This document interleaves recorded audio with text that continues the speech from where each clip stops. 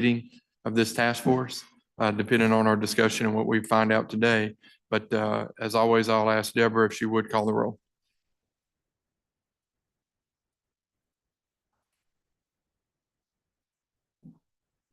Please acknowledge by saying present. Senator Parker, Here. Representative Robertson, Dr. Baker, Senator Blackwell,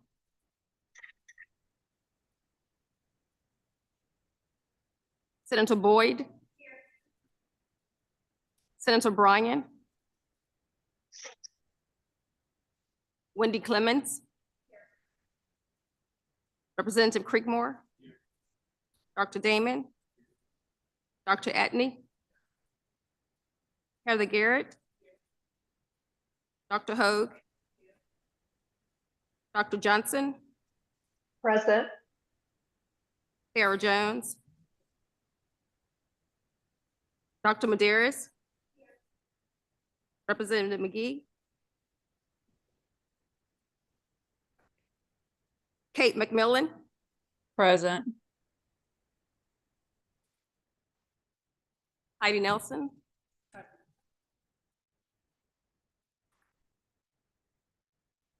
Linda Stewart, Julie Thornton, Present. Representative Scoggin,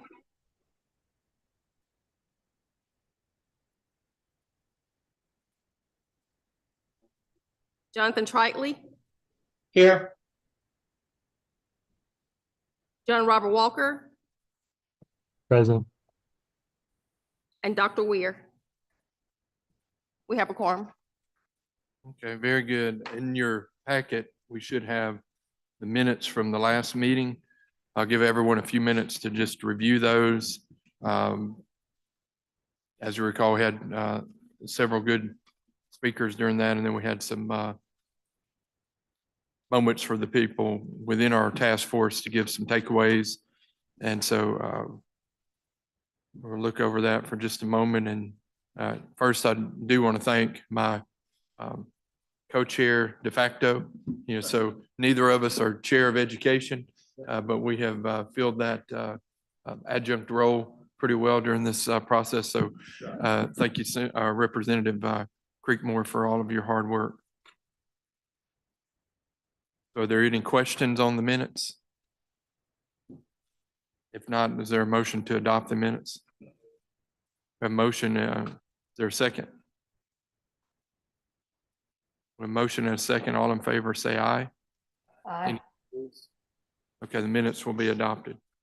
So what we want to do today is during this process, what I've asked is, after each meeting, we've asked for suggestions and takeaways to be sent in to Pierre, to Deborah and her staff.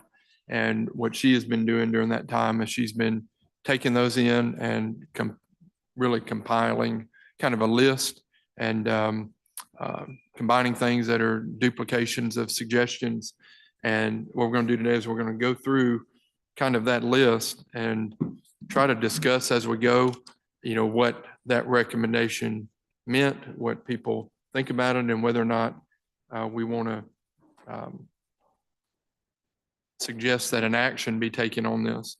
I'll say that I've been through this list a couple of times, and every single bit of feedback in here comes from items that have come up during discussion or during our meetings. And so I appreciate and thank everyone for the submissions you've made here as we try to find some solutions to the problem that's been identified here. So what we'll do is we'll kind of turn to this. So you should have the Mississippi K through 12 and post-secondary mental task force suggested areas of improvement in front of you. And we'll just kind of start kind of working our way through this little list here. And when I get tired of talking, I'll turn it over to Sam for a little bit of time, and and we'll just continue the discussion as we go along here. So the first one, I see Senator Blackwell coming in. The first one that we have on the list here is as a suggestion or a suggested area for improvement is to eliminate duplication of mental health services, resources across the state. We've had some discussion about how that might be done. I think any decision to take this action, we should try to suggest a time limit being put on that and not just leave this as an open-ended type of suggestion. One thought that I had on it was suggesting that a report be provided by maybe the Department of Mental Health and Education within a year with some recommended consolidations or changes that could be made to the services and resources across the state. Are there any comments, suggestions, or other things we can do with that? And does anyone feel that this is a good idea, bad idea, or is there any comment on it?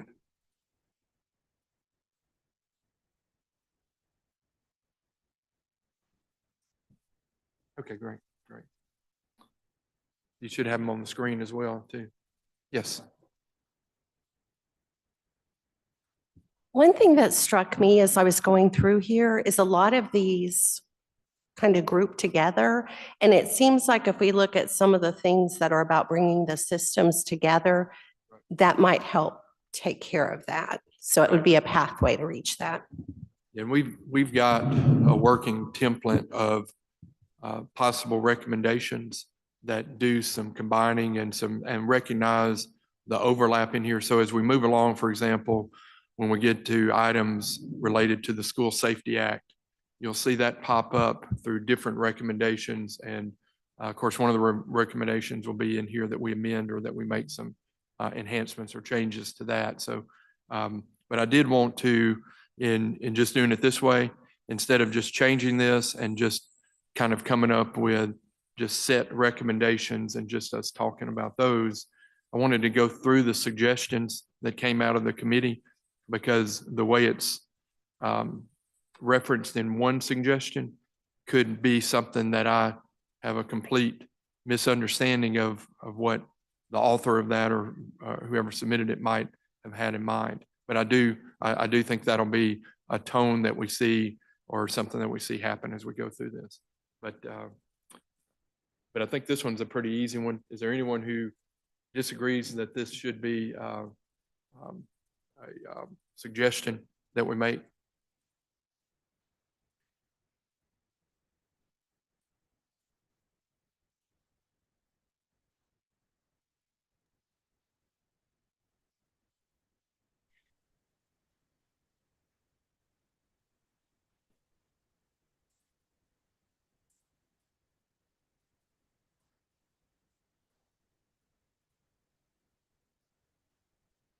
Right.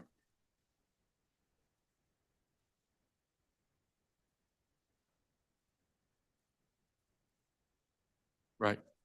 I agree, and I think, I think identifying partners such as mental health and Department of Education and having them look at that, I think we can hopefully come out with, a way that their unique needs and abilities that they have to, kind of take on are still preserved, but at the same time, they could, definitely, share some of these tasks and, maybe create a little bit more partnership. Yes, sir.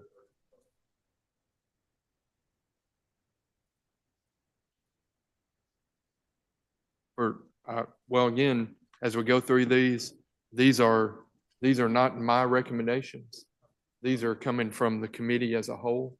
And so the point of this is to get comment and to Dr. Edney's point, kind of identify those, because we've got some great staff members who are taking notes on what we're saying. And we may get to some of these and we may say, we don't want to do that. Or if we're going to do that, we need to do this way.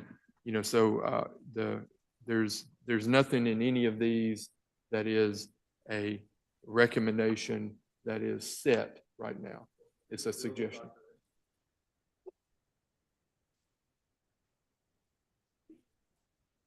Right.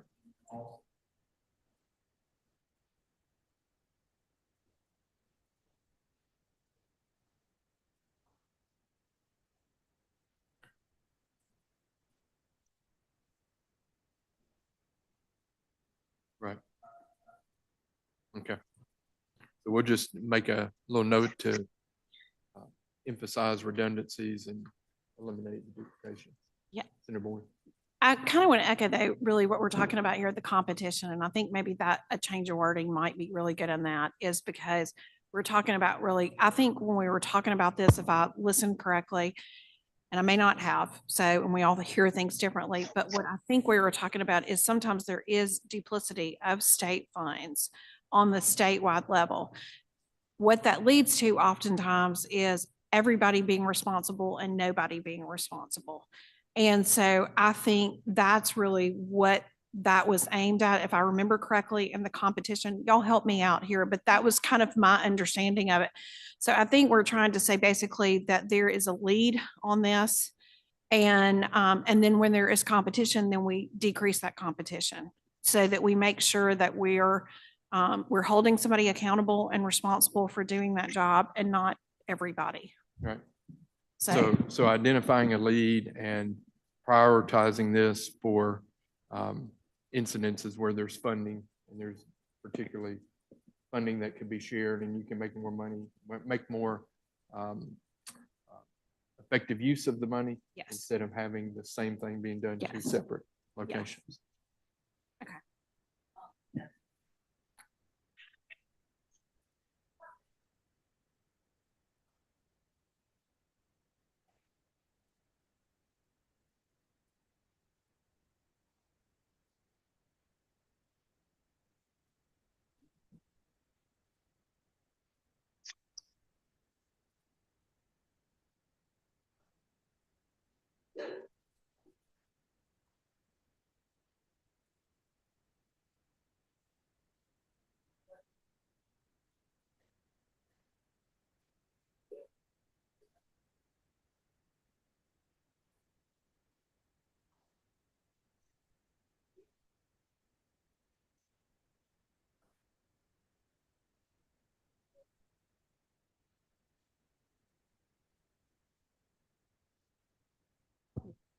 Oh, Okay. We just had a comment from the online community that unless we're speaking into the microphone, they cannot hear us. So if you are speaking, and I think on this, we can have a few microphones on at the same time, so maybe have one at least at each table on and have it, prepared to kind of move around and at least pick up some of the background.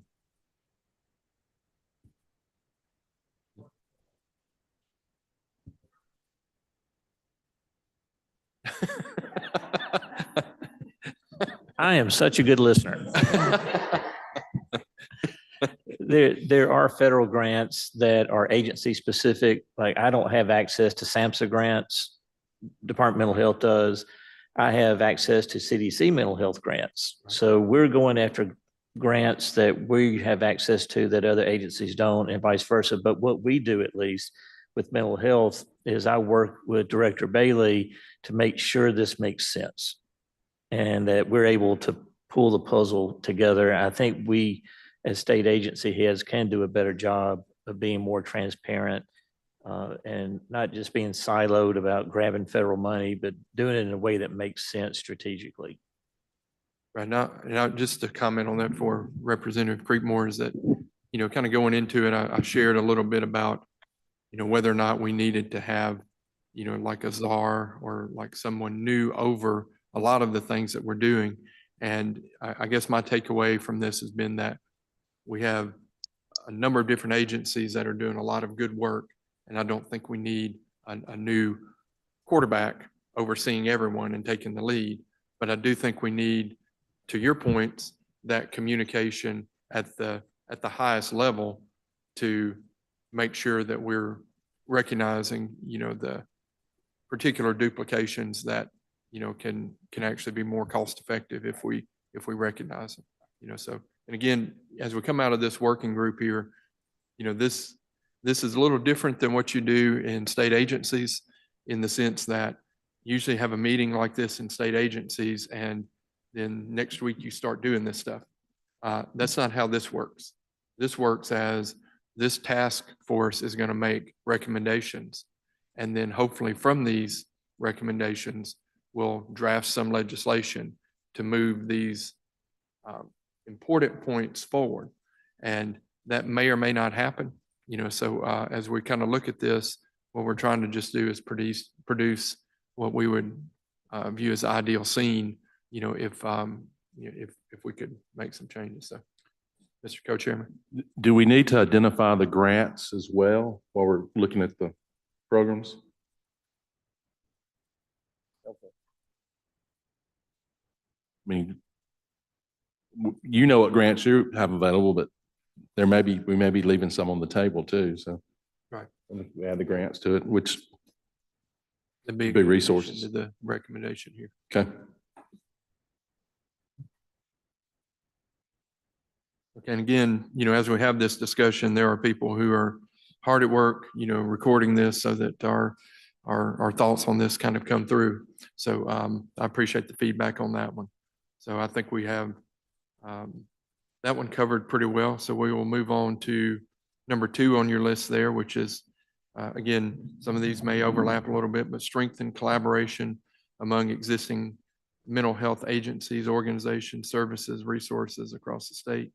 I think that's number 1, but again, this is a different separate recommendation that came to us. So we'll just say, see above on that one right there. So moving on to number 3, create a mental health resource guide to share with each school district to ensure schools are aware of resources available to the student and their families. I know we talked about this, in depth. Any comments or any discussions on how or how we might make that happen? I think this will definitely be something that I feel we'll want to recommend out of our work here. So. Yeah, I have thought for many years as I visit with different mental health providers that, like you say, provide exceptional services for our students and their families. But my vision is, to create a manual as a book on the shelf. But if we could do something that is web-based, where an educator or a principal is having an incident, with a student or a group of students or faculty. And so they can go to this landing page and in education-friendly terms, they can click and realize, oh, these are the resources to help me. And we even talked about doing it like in a tier 1, tier 2, tier 3 situation. Tier 1 could very well be professional development for teachers, because we understand that teachers need to understand that we've got a systemic issue here. Tier 2 could be for groups of students, and tier 3 might even go to singular students. Just something, and that is not fleshed out. It is not fleshed out. But I really believe that would be helpful in getting some of these resources, powerful resources, into the hands of educators. And I agree, and I'll reference back to what I think, Dr. Baker said early on. I know he may be online with us, but the assembly, I think, was something that resonated with me, on some of this resource information being conveyed. So I do appreciate your comments there, and it could come through, orientation, process that's similar to what you see on our universities and colleges, where you get some of that in assembly, but then I think having a digital way of backing that up and having that available, to be easily accessible it would be a good way to have that resource out there. So we'll just add some comments about a digital, kind of resource guide, to kind of help, and also consider doing this in assembly or in orientation type of meetings. Any other questions on that? I know that for you, Dr. Damon, that's sometimes a kind of a passion of yours as well.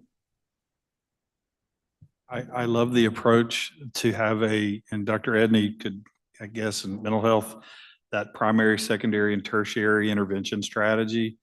And I guess that goes with number 5, to have that as on the home, website, just like right there. They click on that and they can see.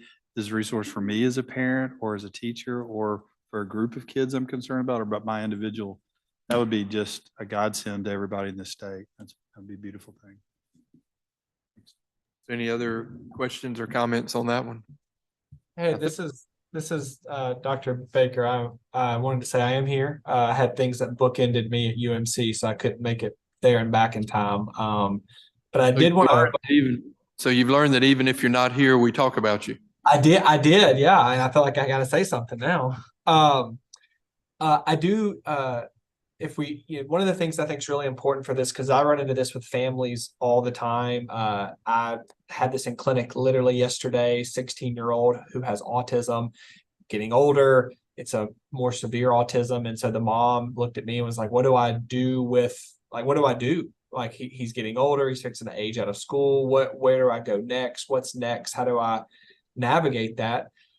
And that's an extremely complex question that involves multiple groups of people. It's not just the doctor or just the school or just the family. It involves a lot of different things coming together. And so, if there is going to be a resource that a family might utilize, I think that we do have to think about how is it going to be maintained, not just who's going to make it, but who's going to maintain it, because therapists may pop up and start doing a particular type of therapy, like ABA therapy for children with autism, and then they may go out of business or close, and then that resource is no longer available. And so I think I like the online version, but I want to make sure that whatever agency or individual that is thinking about that concept, make sure that we think about a maintenance strategy for that, because that's been my experience is that families get told, oh, call this person or reach out to this facility, and it's not there, or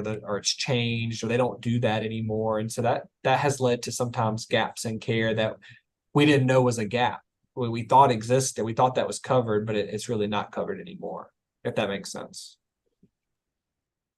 It certainly does. And, again, I do think emphasis on, to your point, the primary, secondary, and tertiary strategies there is good. So we start out with something akin to an orientation, and then you have information available, and then you have that information more defined for the particular instances that may arise, during the K through 12 education.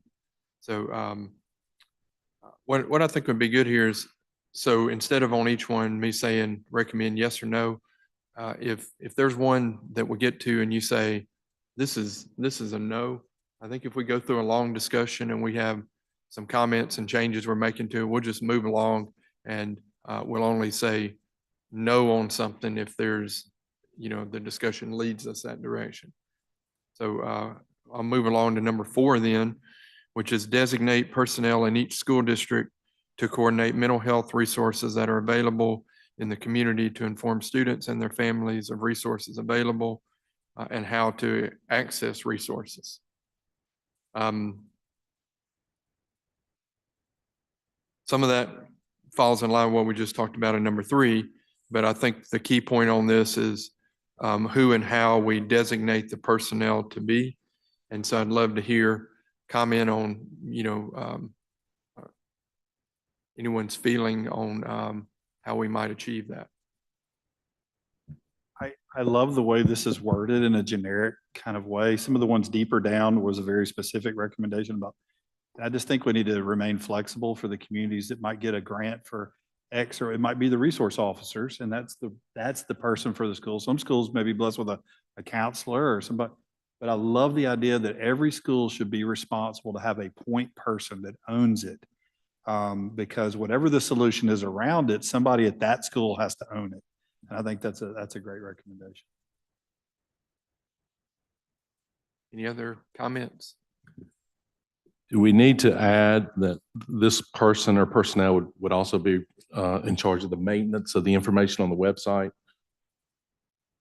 that we just talked about in number Right. 3?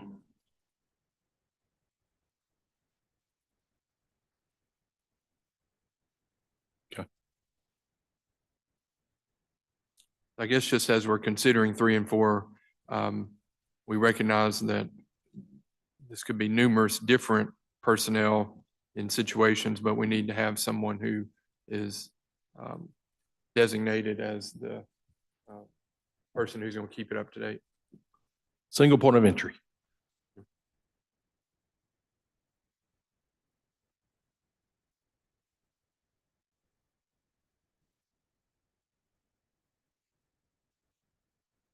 And I've made a comment over here too, that when we get into a discussion in just a moment about the School Safety Act, that some of this may be some overlap here as well.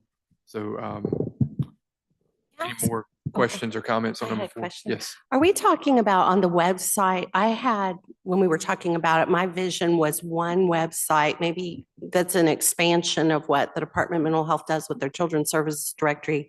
That's this global thing that any district could go to. Are we talking about district by district website? Because that seems a lot more complicated. I guess that gets back to the consolidation issue we talked about in number 1. And I think we established that we prefer consolidation and one source for information. Again, it becomes challenging to kind of plow through these, because one person's thought might be, different than, so this maybe was your recommendation, and so it's, but, right, yeah. But, I do think that, from what Wendy spoke about in particular and what I've seen on that, on the little app, I think it would be nice to have kind of a, central location. And I guess we can weave that into the recommendation on 3 and 4. And I'm sorry, I don't want to belabor it, but my intent was state level. That being said, with 140 something school districts, I know of a school district right now that received a portion of a SAMHSA grant, and they are, they're inundated.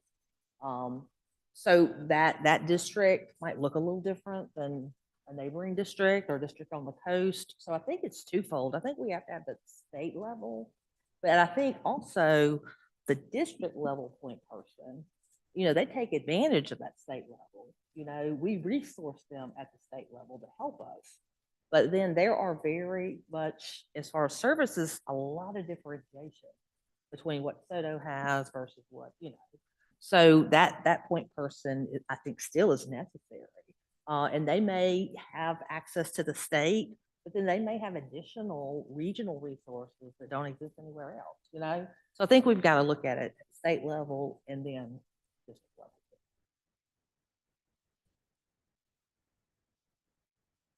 Any other comments?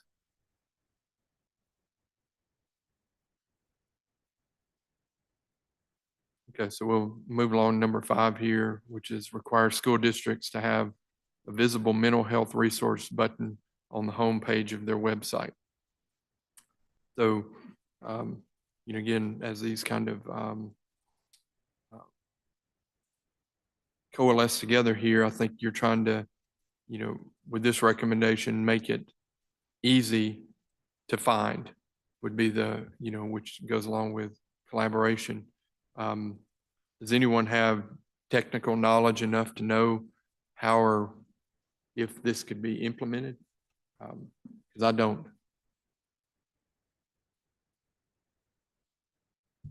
I have a little bit. I mean, all districts have a website and all districts have a mental health button.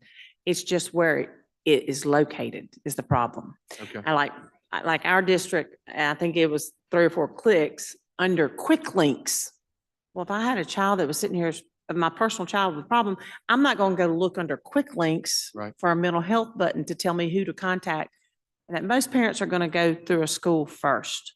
And that's, if it's way over buried somewhere, they're not going to get there. Right. And then another district I went and looked, it took 4 or 5 and it was under the students page. Well, again, as a parent, I wouldn't go look under the student page. I would go look under a parent page or an info page. It's just that it's buried somewhere. The football game's always on the front page. Right. And to get your students computer worked on. It's on the front page, but Right. how to get your child mental health is not anywhere on the front page. Right. And I think and every district's got webmasters and ITD. So if the state came up with the websites and all that you're talking about, every one of the links could take you to their school or the district webpage and say, these are the things that we have in our school district. Here are the counselors at each school. Here's the person even at central office that was once a counselor that has now worked their way up to central office that can help you. And if this is not working for you, here's the state page that gives you lots of information. And that link would be on that page. And that's the easiest way to do it. I mean, it's there. It's easy to do. You just have to tell the school district, this is what you got to do. Put it up forefront. Don't put it buried somewhere. I don't think that would really incur a lot of extra costs. It would be, No, I you know, mean, and I told them the earlier day, I had a student and parent moved to Mississippi and they were like, he's got to see a counselor, but we don't know where to start. right. I mean, and I said, well, it's on our webpage. And he goes, well, I couldn't find it. I said, it's under quick links. And I told him where to go. But that's something, it took him talking to a teacher to find that. And that doesn't need to be that way. He found out where the kid had to go to register for school, but he couldn't figure out how to get his child some help. And he didn't know anything about State Department of Health or anything. So. Right. Because I know just in the legislative process that will be the question that people come up with. Well, how much is this going to cost? Because, you know, if you add a little distinction to a driver's license, you know, one of the first things I learned was, oh, we'll just put another little dot on the driver's license that says you're this or that or whatever you want to, whatever distinction you want to have there. And I learned from DPS that is a very expensive small piece of real estate to change, you know, and takes quite a while to change, you know, so, but if we can make that type of change easily, I do agree that, you know, just having it not hidden within layers, you know, because I think a lot of people only look at the homepage.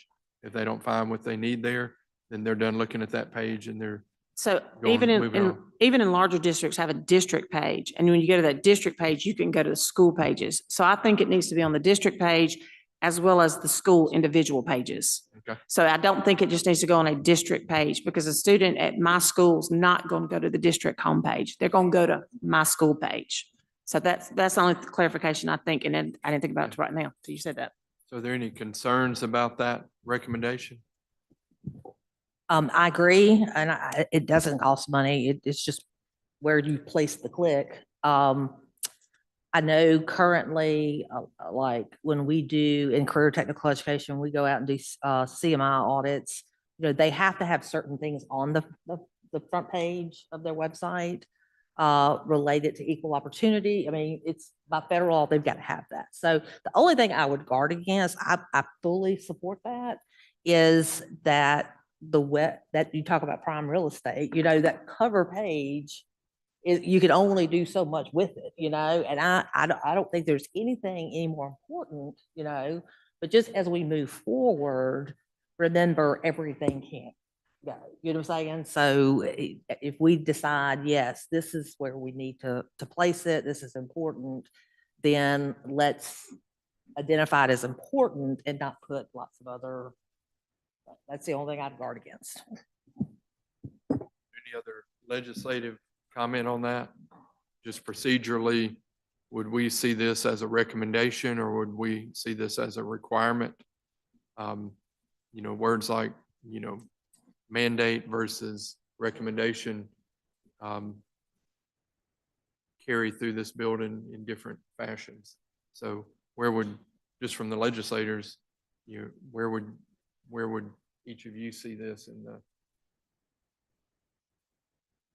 level of importance?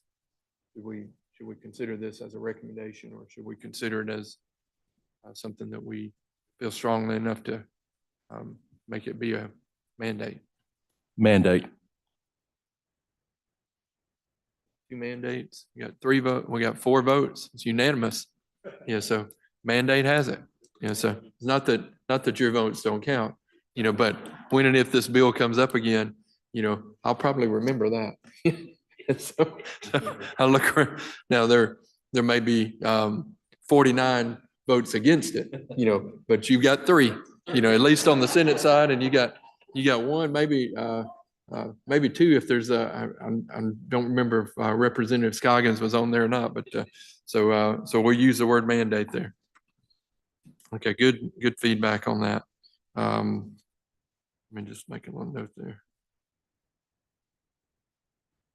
Okay, number 6, educate leadership on the role of a professional school counselor and school psychologist that contribute to full utilization of their professions.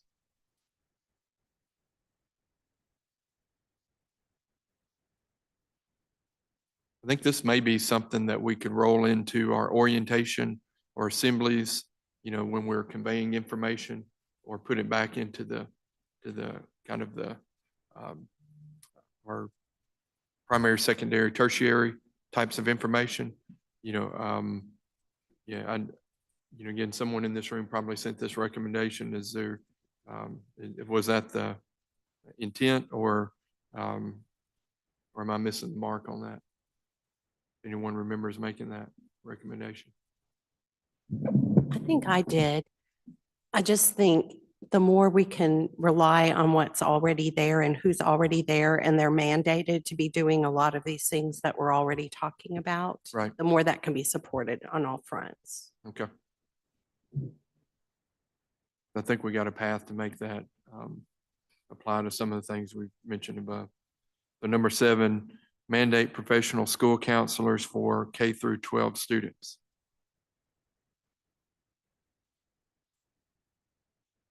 So I believe the thought on this, because this was something that I know I talked to a number of people here. We talked about the ratio of counselors to students being somewhere in the ratio of 101 to 452 or 3, I think was the number that we heard in a presentation. And in some sidebar discussions, I made the comment that if the ideal that we were presented of 1 to 250 is what we would like to get to, I think we all know that we can't get to 1 to 250 by making a recommendation and submitting that to the legislature. I think a better path would be to move towards that in some type of staggered pattern, where we set shorter goals and try to move that ratio down over time, with us hoping to reach the 1 to 250. And I think we can probably find some way to put that into a recommendation. But I think if we do it in a stepwise type of manner, you get that that little Dave Ramsey baby step type of aha of I've paid off a little debt and I've moved further, and then you try to move beyond that point. So that was, again, I think one that I had put on here, or I'm sure several of us put that one on here, but what is the feeling on that, and how do you think we might be able to accomplish that, if you're understanding my suggestion?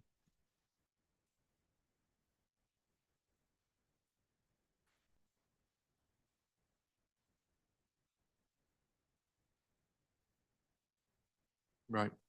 And as we move along here too, there are some other recommendations of how we encourage more people to become counselors and that kind of thing, which will roll in here. But is there a feeling that a staggered goal type of pattern would be appropriate, or should we just in our recommendation say that the state should have 1 to 250 and and just kind of set the bar there and and see what happens?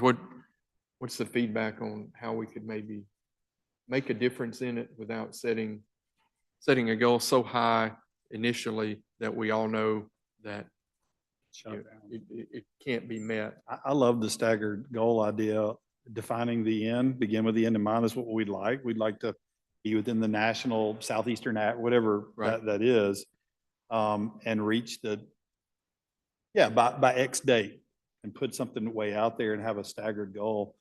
The risk of not doing that and saying, yeah, we were going to require everybody to have a school counselor. My experience with some of the schools that get really excited because they got a school counselor is that they've got one school counselor and X hundred people that need to see them. And so there's a little bit of a false sense of security that we've got a school counselor now, check. That is not addressing, and so I think the previous issue of defining those roles and the one that we talked about earlier about having a coordinator for that school, that becomes the bigger thing. But there's nothing but good that will happen by increasing the number of school counselors.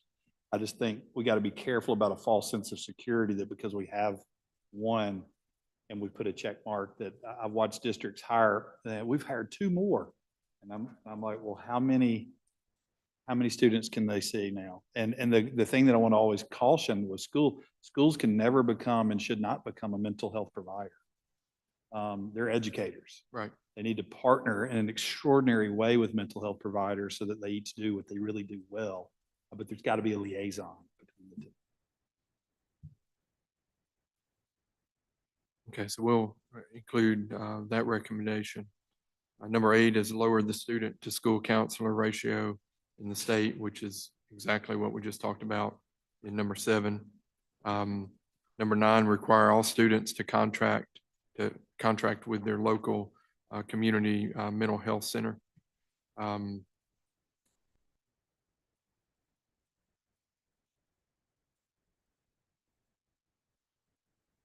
have a question or comment. Oh, it's really more of a question. I don't necessarily have a problem encouraging that relationship, but some school districts, some of our larger school districts and smaller school districts, they work with them, but they also work with private providers. So to require them, like if, for example, I know Forest County AHS, they work very closely with USM, and they, so the requirement part, I think someone mentioned that there was 1 or 2 schools that didn't have any service because they weren't taking advantage of that is asinine, but we do have some districts in our state who've taken the initiative and they work with other entities. So I think we should encourage them and maybe there'll be a stopgap that says, if you're not doing anything else, you have to, Right, But- so maybe a qualifier of a CMHC or private provider, and then just give the preference to the highest quality and lowest cost available. Something to that effect, I think would be good. Senator Parker. Yes. So one of the things that we, as CMHCs that we've run into, one is a state requirement that all schools have an MOU with the CMHCs anyway. And so there's been an MOU that was created from the Department of Mental Health and the Board of Education. They worked together to create that. And so that MOU is supposed to already be signed across the state. Where we have the biggest problem is, and it's on down here a couple of spaces down, is 1, getting space. And then 2, when there are too many mental health providers coming into the school, then no one has space. And there's these very small periods of time that these students can get pulled out for therapy. So I can't pull them out during math. I've got to wait to PE or something that's elective that I can pull them out to do therapy. And so, and we've had this in my region at one of our school districts. They have 3 mental health providers that they've got MOUs with in one school. And, we schedule times to go, but that never works out. And so then we have a huge, swath of children who never actually get the services because you've got all these providers basically, shoving each other in and out of the door of the one closet that we get to share. Right. So I would, caution that. And, the community mental health centers are, the local mental health authorities. And that was passed in this last legislative session. And I think that as a CMHC, we need to be held to that standard. We are the local mental health authority, and we need to be, really close, strong partners with those school districts to ensure that we're in the schools. We want all the help we can get as well. And we think that children and families need to have choice, because that's an important part of mental health treatment, is to have choice. But but the other side of that is when there is a tragedy in a school, when there is a kid who has decided to throw a desk through a wall, our mobile crisis response team at the CMHC is the one that's required to go. And so as a CMHC, we have responded to schools multiple times for students that are completely out of control, and their provider, who's a private provider, is nowhere to be found. And then we have nothing at all except a kid who is completely out of control, and we're trying to de-escalate the situation and ensure safety for the kid and work with the family. So I just have to throw that out there Yeah. for everybody to take into consideration. And I think too, I guess how we word that, if we're putting the CMHCs first, and then have a qualifier or private providers, when resources are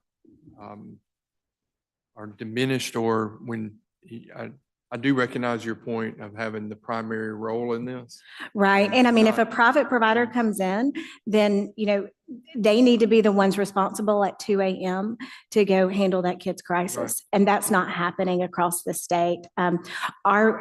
Our mobile crisis team actually got called to a private provider's office to handle a crisis inside that office because their entire office full of counselors couldn't handle it.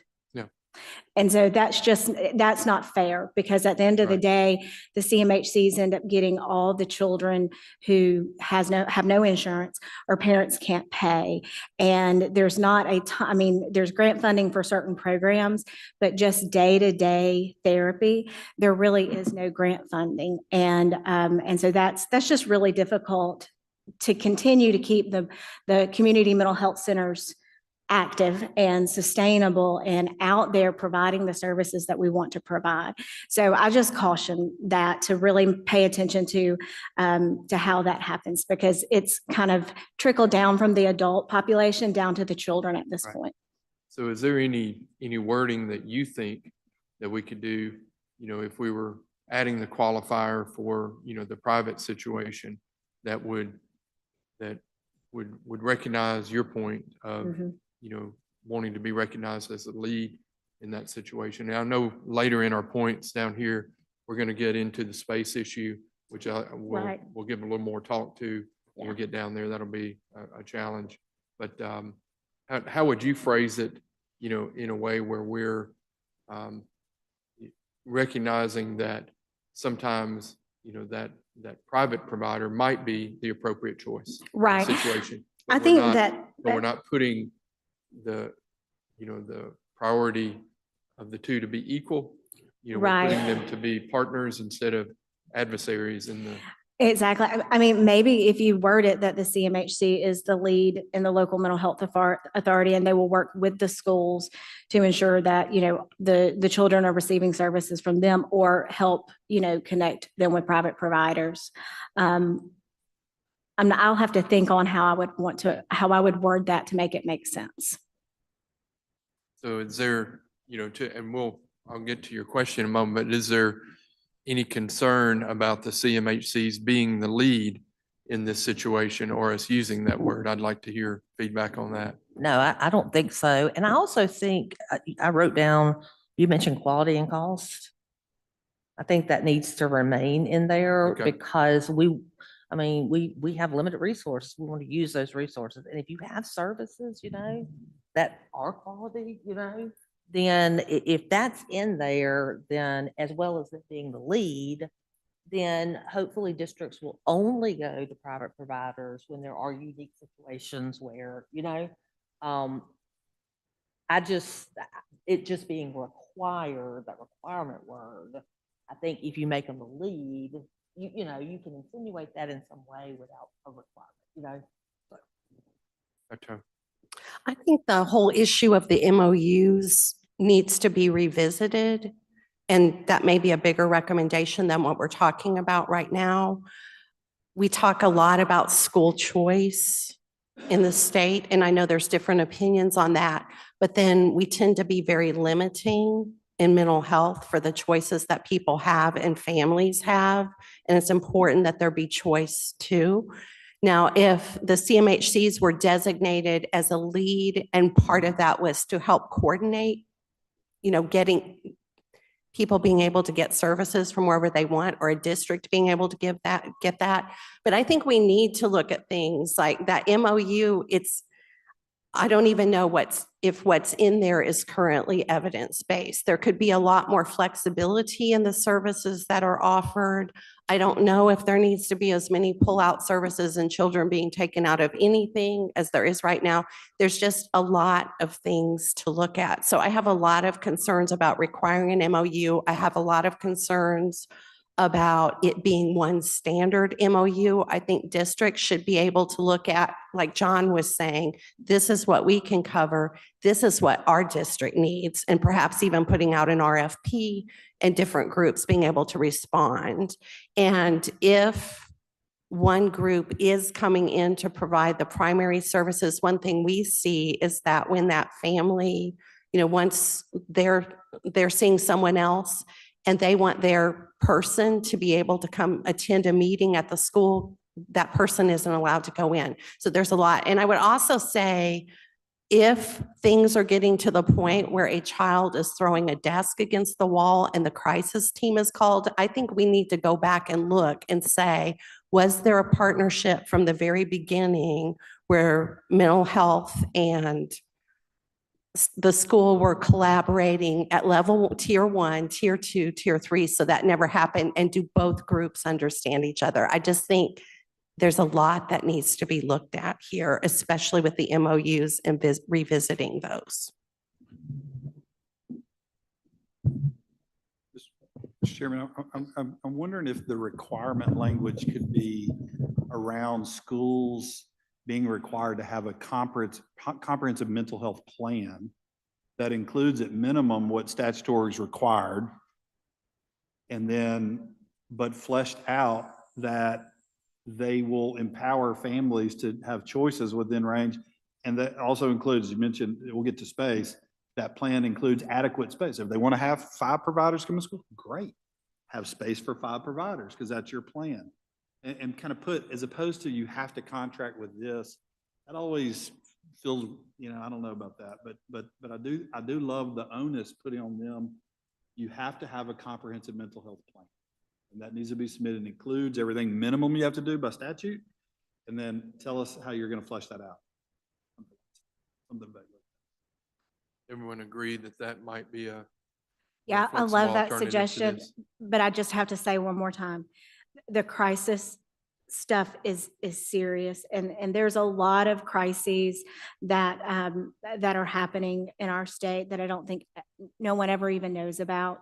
Right. And as somebody, I still respond to crises. So as somebody who goes out and handles crises, it is it's very disheartening when private providers come in and they get to just provide 1 or 2 services and bill those 1 or 2 services with children who have a payer.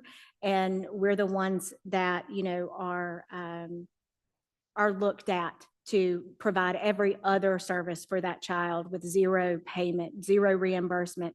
And we're still trying to, ensure that not only is the child taken care of, the child is safe, the family safe, but also that we're able to continue all the services that we provide. So you can only get somebody to go out at 2 a.m., without paying them so many times. And then it's like, oh, well, then we've got to start doing something. So I agree. I think there needs to be choice. And I know, at least at my community mental health center, we refer to other private providers. Like there's a couple of services that we just don't do. And we refer to like Canopy and Youth Villages because these are the services that they provide and they do very well.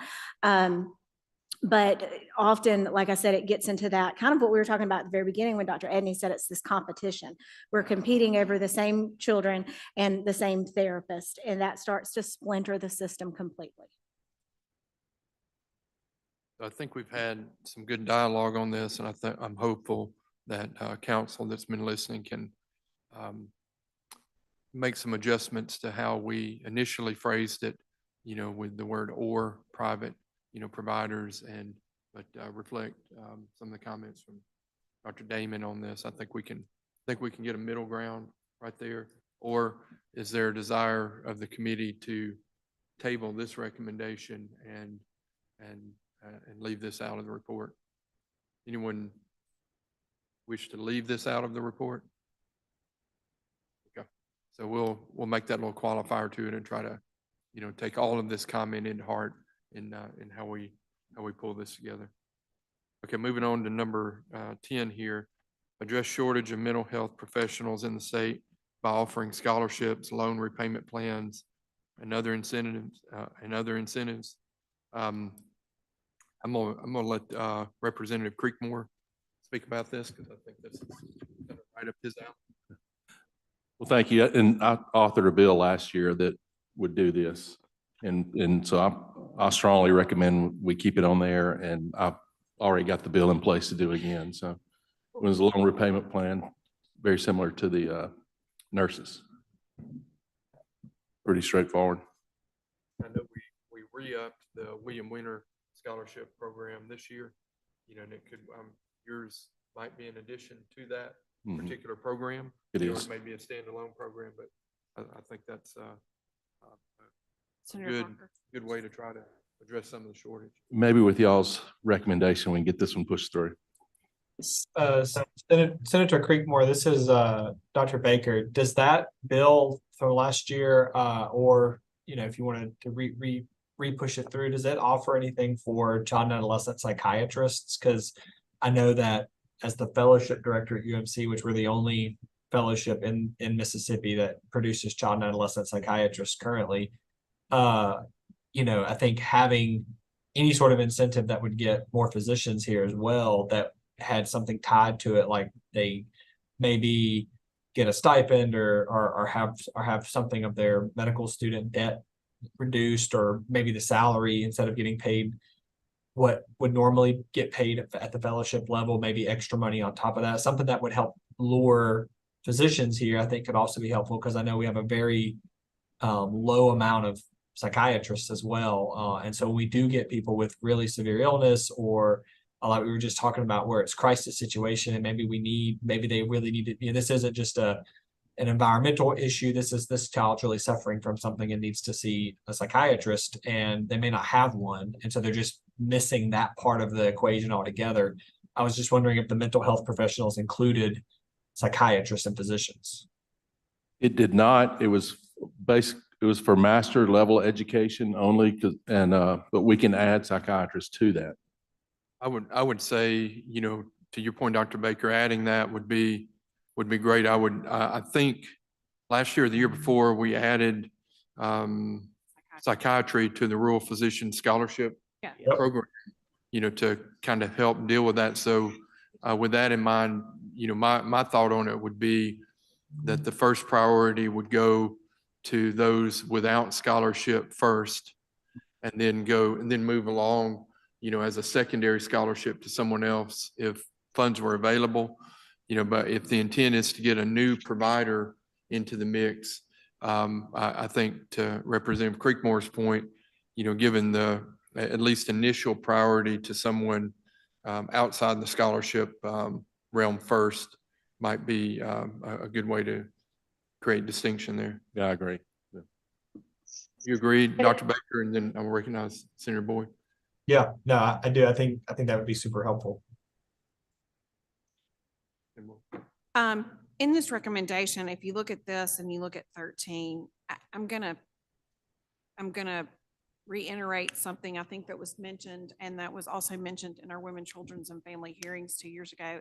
And then Senator Blackwell, I know, has worked very hard on. Have to realize that we are not, and this came up Monday in meetings that we had with other health professionals. If we do not increase the reimbursement from Medicaid and our private insurance providers, we are not going to expand this population of providers. And it is an economic situation when they come in here and they look at the level of reimbursement. They are going to our neighboring states. We do a great job of educating them, but they're not staying here because their level of reimbursement is substantially lower. And we have to acknowledge that we are the worst payer rates in the country for both private and public health insurance. And so this is a driver of this. And I think any recommendation that we have, we need to acknowledge the fact that we have to get those reimbursement rates up. And this is something that's been repeatedly before the legislature on this, but we see it daily. I see these wonderful, bright young people that we educate, they get their BAs, and they head to our other southern neighboring states because those reimbursement rates are dramatically higher. So we're building the programs at our university, and we're building a workforce for our neighboring states. So I don't mean to be on a soapbox, but if we really want to address these issues, we've got to address that as well. I wanted to say real quick, I wish I could like raise my hand so y'all could acknowledge me. I'm sorry. But I could not agree more. There oftentimes, especially when it comes to like psychotherapy, specific types of therapy like ABA, a lot of places are private and don't even take Medicaid. So it's not a lack of service. I don't think it would be fair to say we don't have these services in the state. It's that a large portion of our population can't access them. And there's really no incentive for some of these places to take Medicaid because the reimbursement is so bad that it would hurt their business model. And so there's just no incentive to do it. And so I think Medicaid expansion, and I think it goes really just beyond that, not only paying for those individual services, but I mean, I know that if I'm a child and maybe my parents are working, but maybe they don't qualify right now for Medicaid under the current rules, but it leads to problems in the home. It leads to poor health outcomes in the home, physical health outcomes that's going to affect my ability to function and go to school and be healthy and happy and develop because maybe my family doesn't have access to some things. And I know there's another point further down off the page about addressing the social determinants of health. And I think Medicaid expansion really fits in that theme of not just paying for the services we're talking about, but just more broadly helping out the population of Mississippi physically too, physical health, so that the kids can focus on other things like doing well in school. So Dr. Baker, you probably can answer this. So when a mental health professional is billing for an office visit, is there a unique either ICD-10 or procedure code for mental health, or do you typically bill your typical level service code such as a 99213, 214, or would there be, my reason for the question would be, would there be a way within the Medicaid schedule, this is for you too, Senator Blackwell, to make an adjustment to the pay rate to particular procedure codes, or at the federal level, have there been any unique ICD-10 codes or G codes or other codes like that have been added as additional reimbursement towards mental health? And it may be something we have to research, but do you or Senator Blackwell know the answer to that?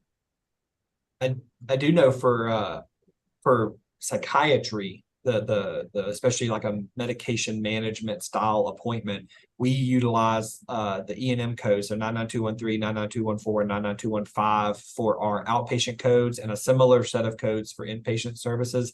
And those would be the same that would be used by anybody. I think where a lot of the Medicaid expansion would be helpful, and I'm a little bit out of my depth here, but would be for psychotherapy, specific types of behavioral therapy, things like ABA or CBT, and making sure that those types of psychological services are well covered. Senator Parker, Yes. if I could, sorry, if I could speak on this, as Dr. Baker was saying, yes, all of those CPT codes exist. I do both behavior analysis and clinical psychology. With my major push, because this is one of my recommendations as well, that when people are leaving the state, it's not just because Medicaid's reimbursement's too low. It is, as Senator Boyd was bringing up, that we're not getting reimbursed across the board, even for commercial insurance to the same ability. And it is more of us recruiting to the state that these services are needed. We do need, I understand we only have 4 providers that within the state, there may be 5 now, clinics for behavior analysis that do take Medicaid. So Dr. Baker is right, that there is a deficit in the number of clinics that are taking Medicaid, but we're having that in psychology as well. So like for therapies for that, that we have a number of doctoral level psychologists that have stopped taking and working with our Medicaid providers. Medicaid has tried to improve that. I work with all of the providers of Medicaid in Mississippi. I have a better experience with them than I did 8 years ago. So I do think that there's been an effort put forth, but the attraction of people to stay in Mississippi is a big need, and we have the need for their services.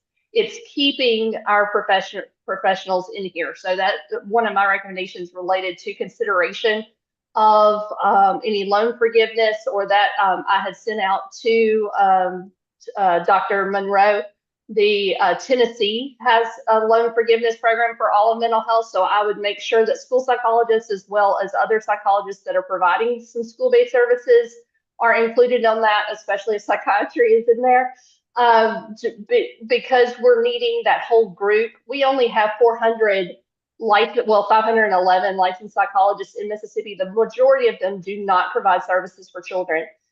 So we are in need, just like Dr. Baker said, if we can keep those kid psychiatrists here, if we can keep some child psychologists here, we would be in a better spot than we are. We have a lot of people to do counseling. We have a lot of licensed professional counselors, but we do have a significant deficit in those that are able to do diagnostic and then work with that, doing some of the evaluation stages.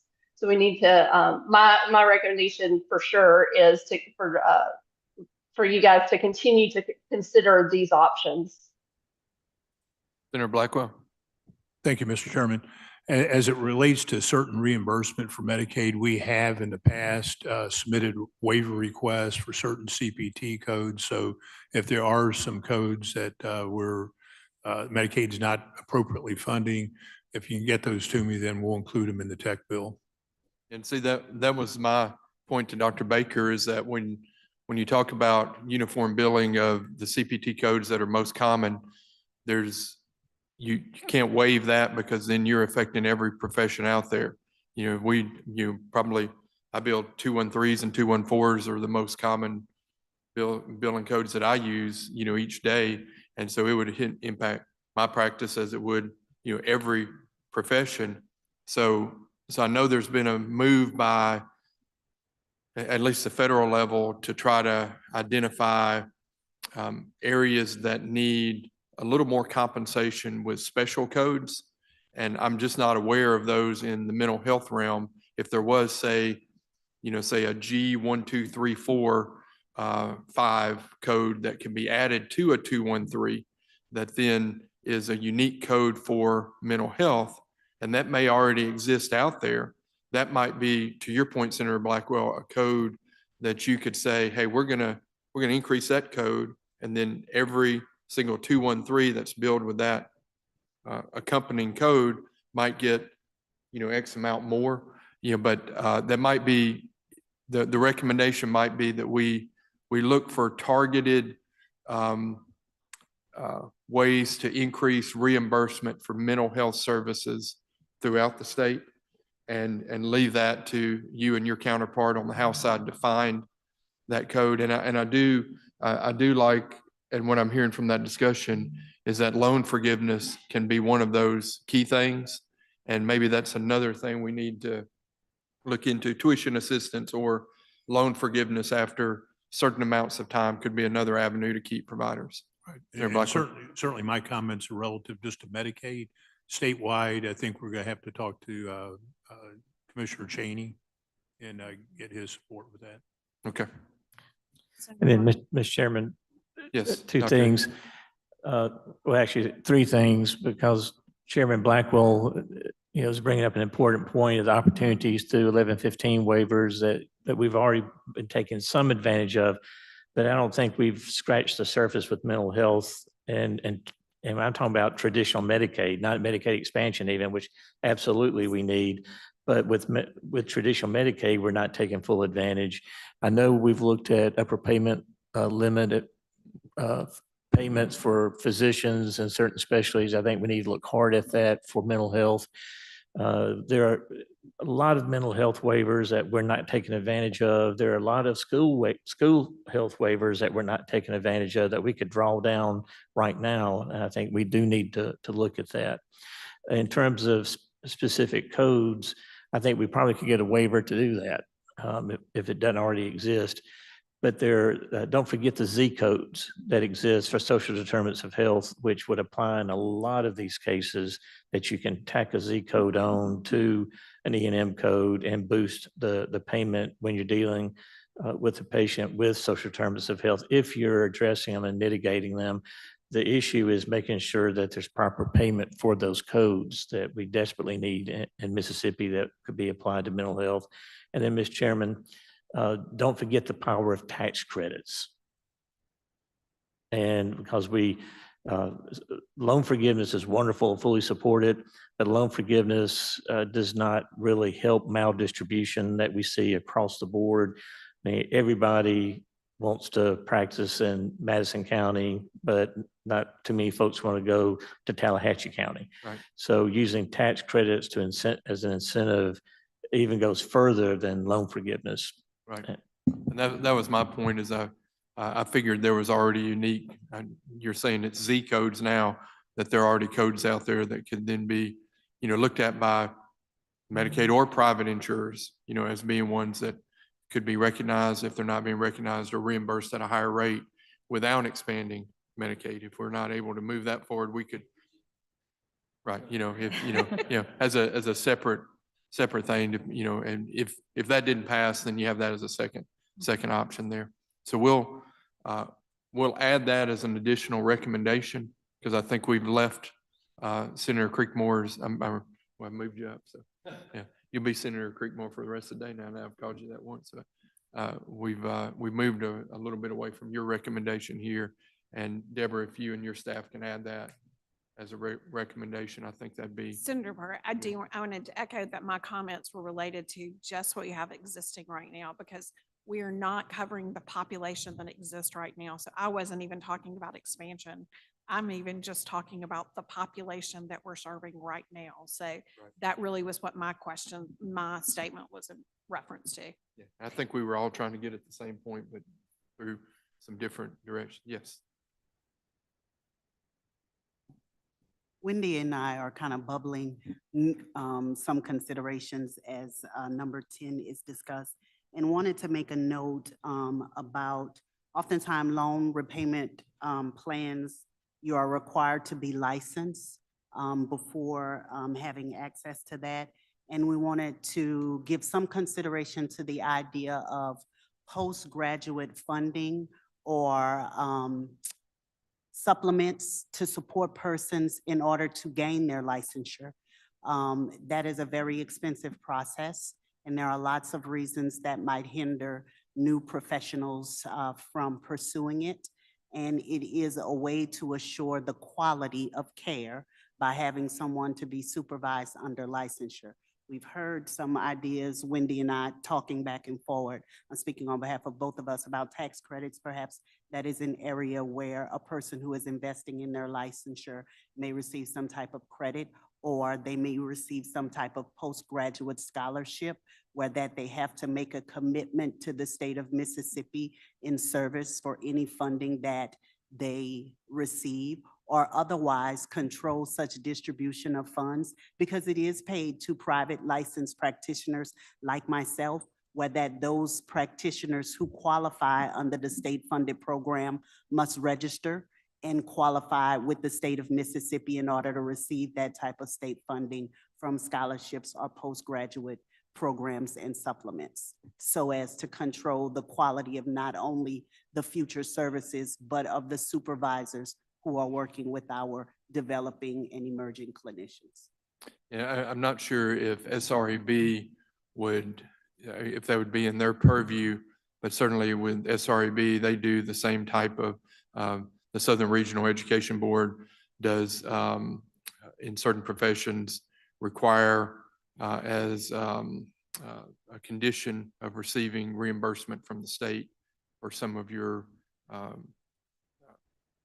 college or professional degree, that you come back to the state and practice a certain number of years to get that forgiveness. And I know we're doing that with attorneys and some other fields, I believe, you know, that if they, I believe it's 10 years, that they get some degree of loan forgiveness from the state.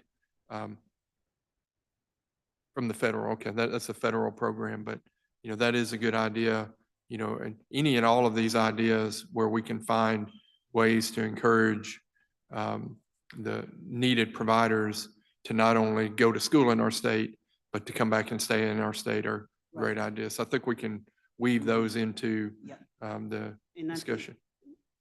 the loan repayment is a great provision for licensed providers, but for those unlicensed providers, looking at an incentive for them to get licensed would be important so that we can develop greater numbers of providers for persons to have access to and for employers to have choice and access to as well. I think that's a great idea.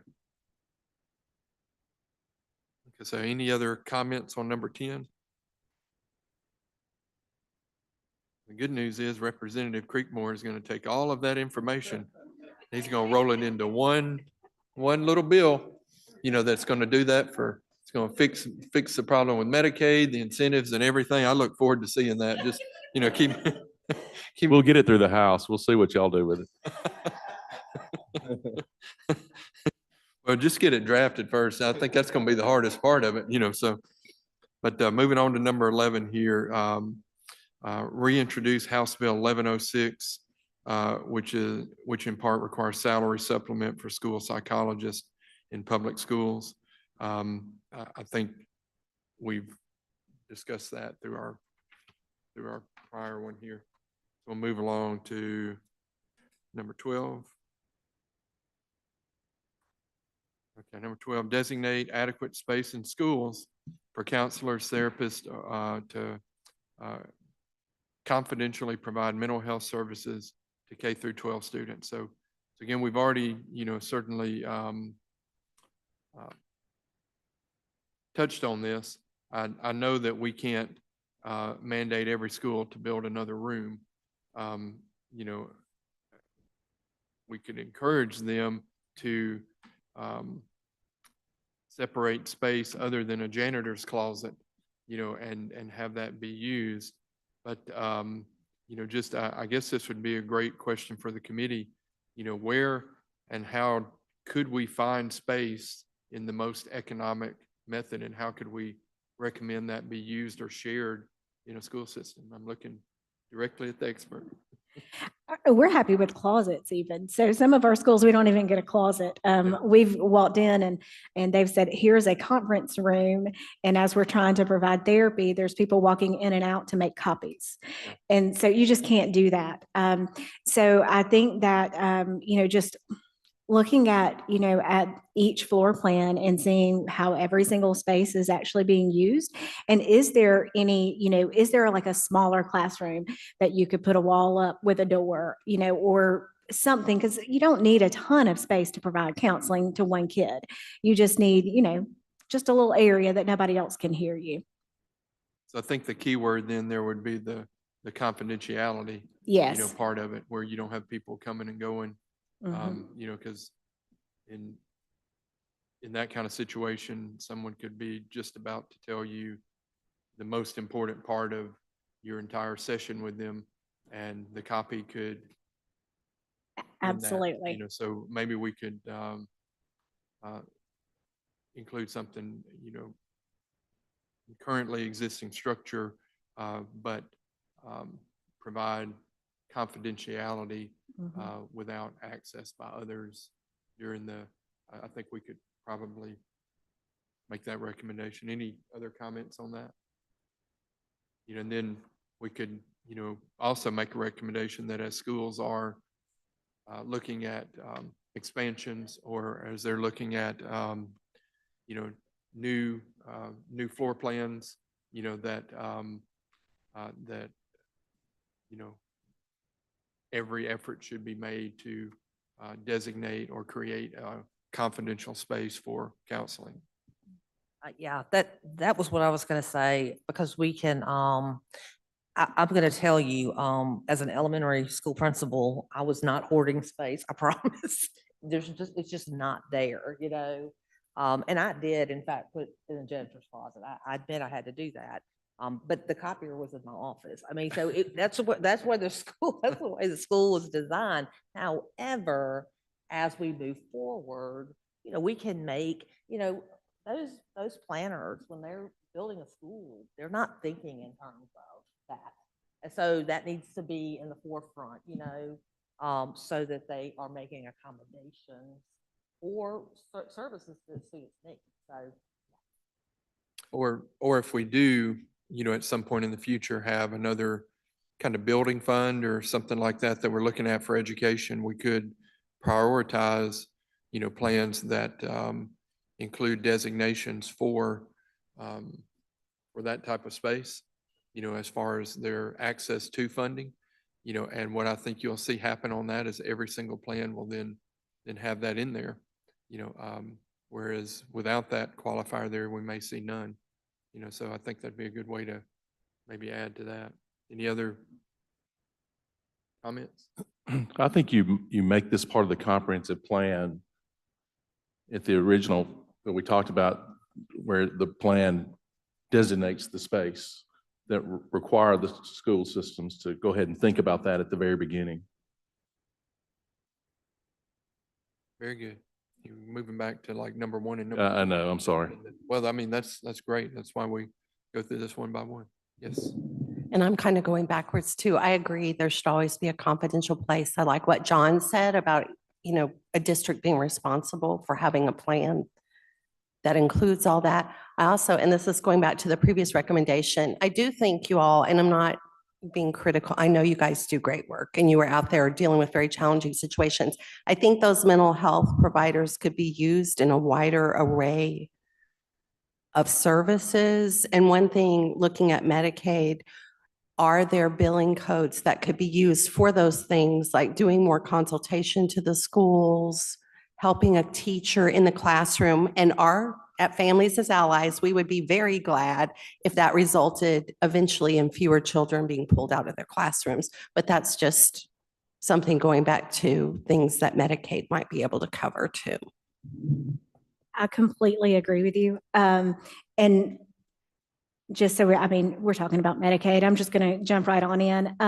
So CCBHC was something that was, you know, widely talked about for a hot minute, and we did not become a demonstration state, and we were going to reapply for that SAMHSA grant for the CCBHCs, and we couldn't because Medicaid backed out.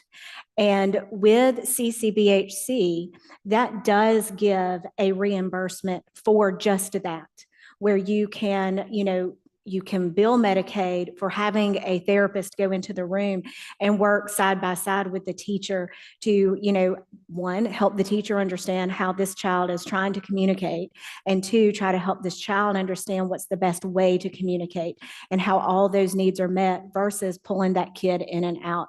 So I really hope that Medicaid re-looks at CCBHC, because I think that will help build the services for the children so they're not pulled out of school, because those classrooms are really important.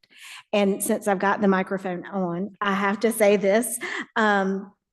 Some of the billing codes for mental health services from Medicaid actually went down last year.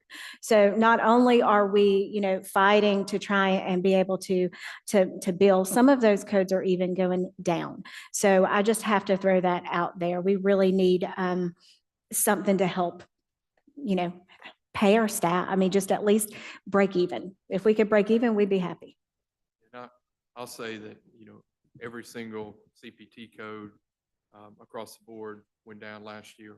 And whether or not that's reflected yet in the Medicaid code, unless at the federal level they act to, and there's been some degree of action at the federal level to not recognize the increased cost of medical care that's occurring over time. And I will say that it's very disheartening in a time where the cost for employees, nursing staff, and other staff continues to rise. And then you have a fee schedule reduction coming down of 2 to 3%. 2 to 3% may not sound like much, but 2 to 3% at the hospital level, across the board, because every Medicaid code, is based upon Medicare, fee schedule. Right. Hopefully we'll see some remedies for that. One more thing about Medicaid is there are no codes. Medicaid does not reimburse for residential substance abuse treatment. So our agency is the only agency that has a Medicaid substance abuse treatment facility for adolescents. And, that's what we bill is either Medicaid or free. But essentially, on a day that a child receives individual therapy and group therapy, I can choose whether I bill $160 or $92 or however much it is for the individual therapy, or I bill $12.88 for the group. If they don't have individual therapy that day, for me to treat that kid for the entire day, I'm reimbursed $12.88. So talking about the waiver services for substance use disorders, I mean, that's happening at the adult level too. But, these kids, they need help. They need treatment. These kids are really struggling. So I think that we do need to figure out a way to ensure that substance abuse treatment at the level of treatment, at the level of care that's being provided is actually reimbursed. Okay, good comments. So moving along here to number 13, increase affordability of mental health services for K through 12 students and explore expanding insurance access. I think we've spent a good bit of the last few minutes exploring those, and I'm happy to see it in the recommendation here. Number 14 is to amend the School Safety Act of 2019 to require universal screening focusing on targeted skills and occurring more than once during the school year. As of now, the act only requires an initial behavioral health screening. So just to give you a little background on this, so I had a good meeting with Department of Education and Department Wendy and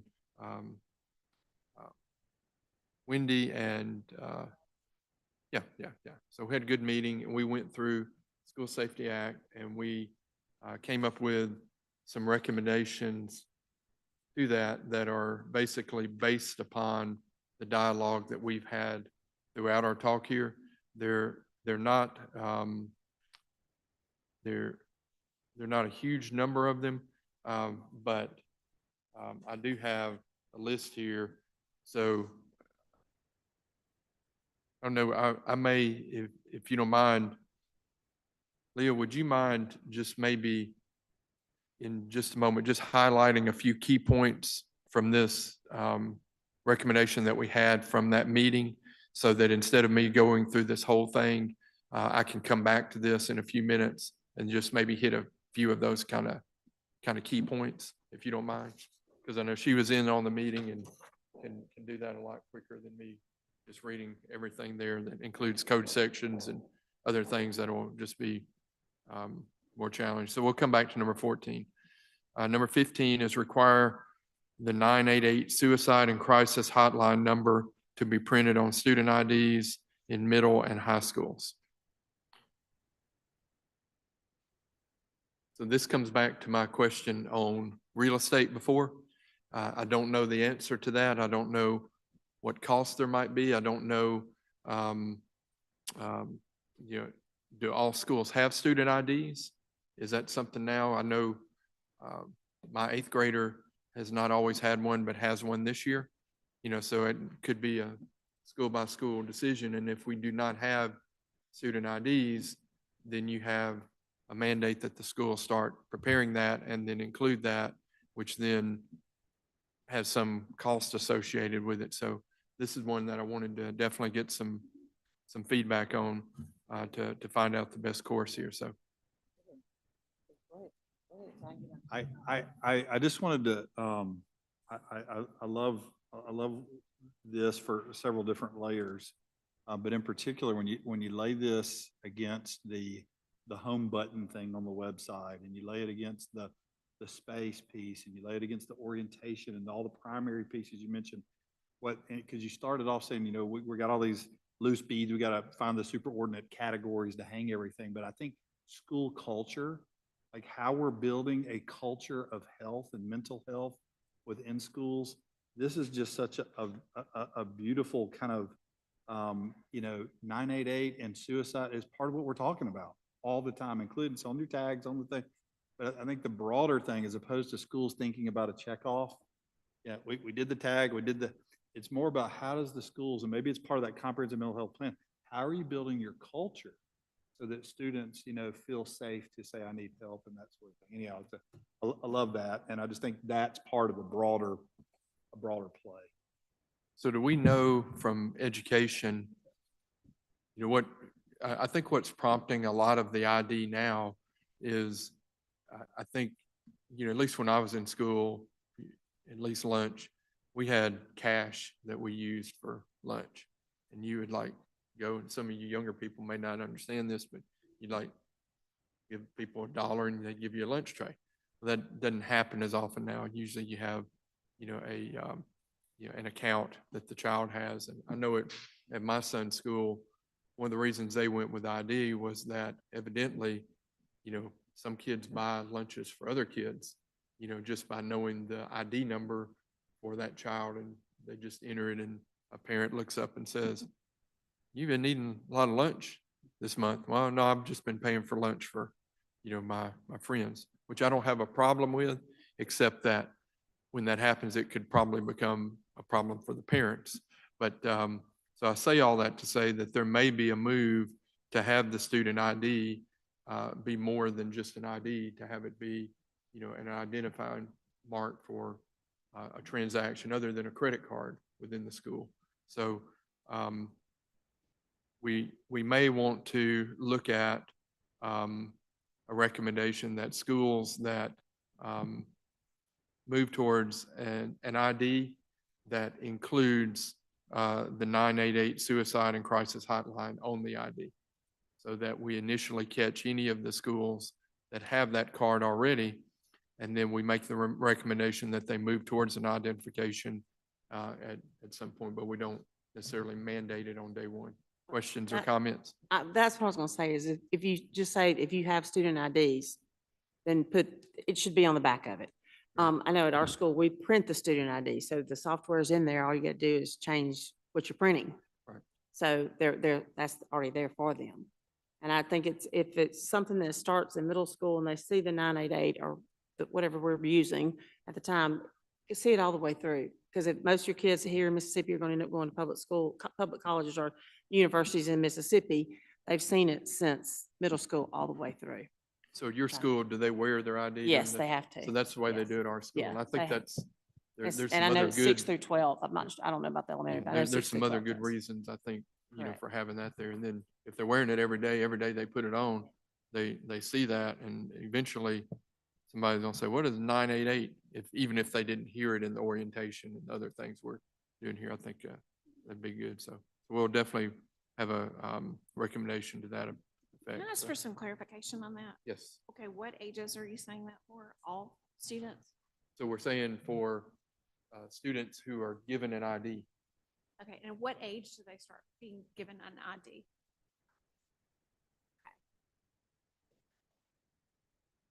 Okay. And that varies. I mean, there are still some districts that do not do a student ID. So when they go through the lunch line, they have to sit there and enter, which is probably why they give IDs.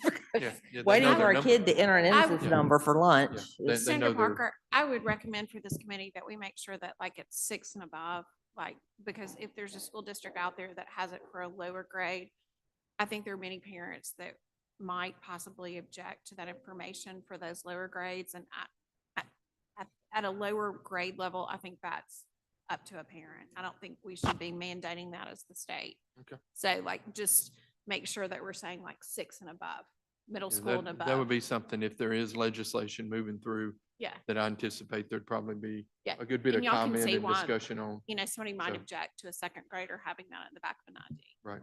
Thank you. So you need.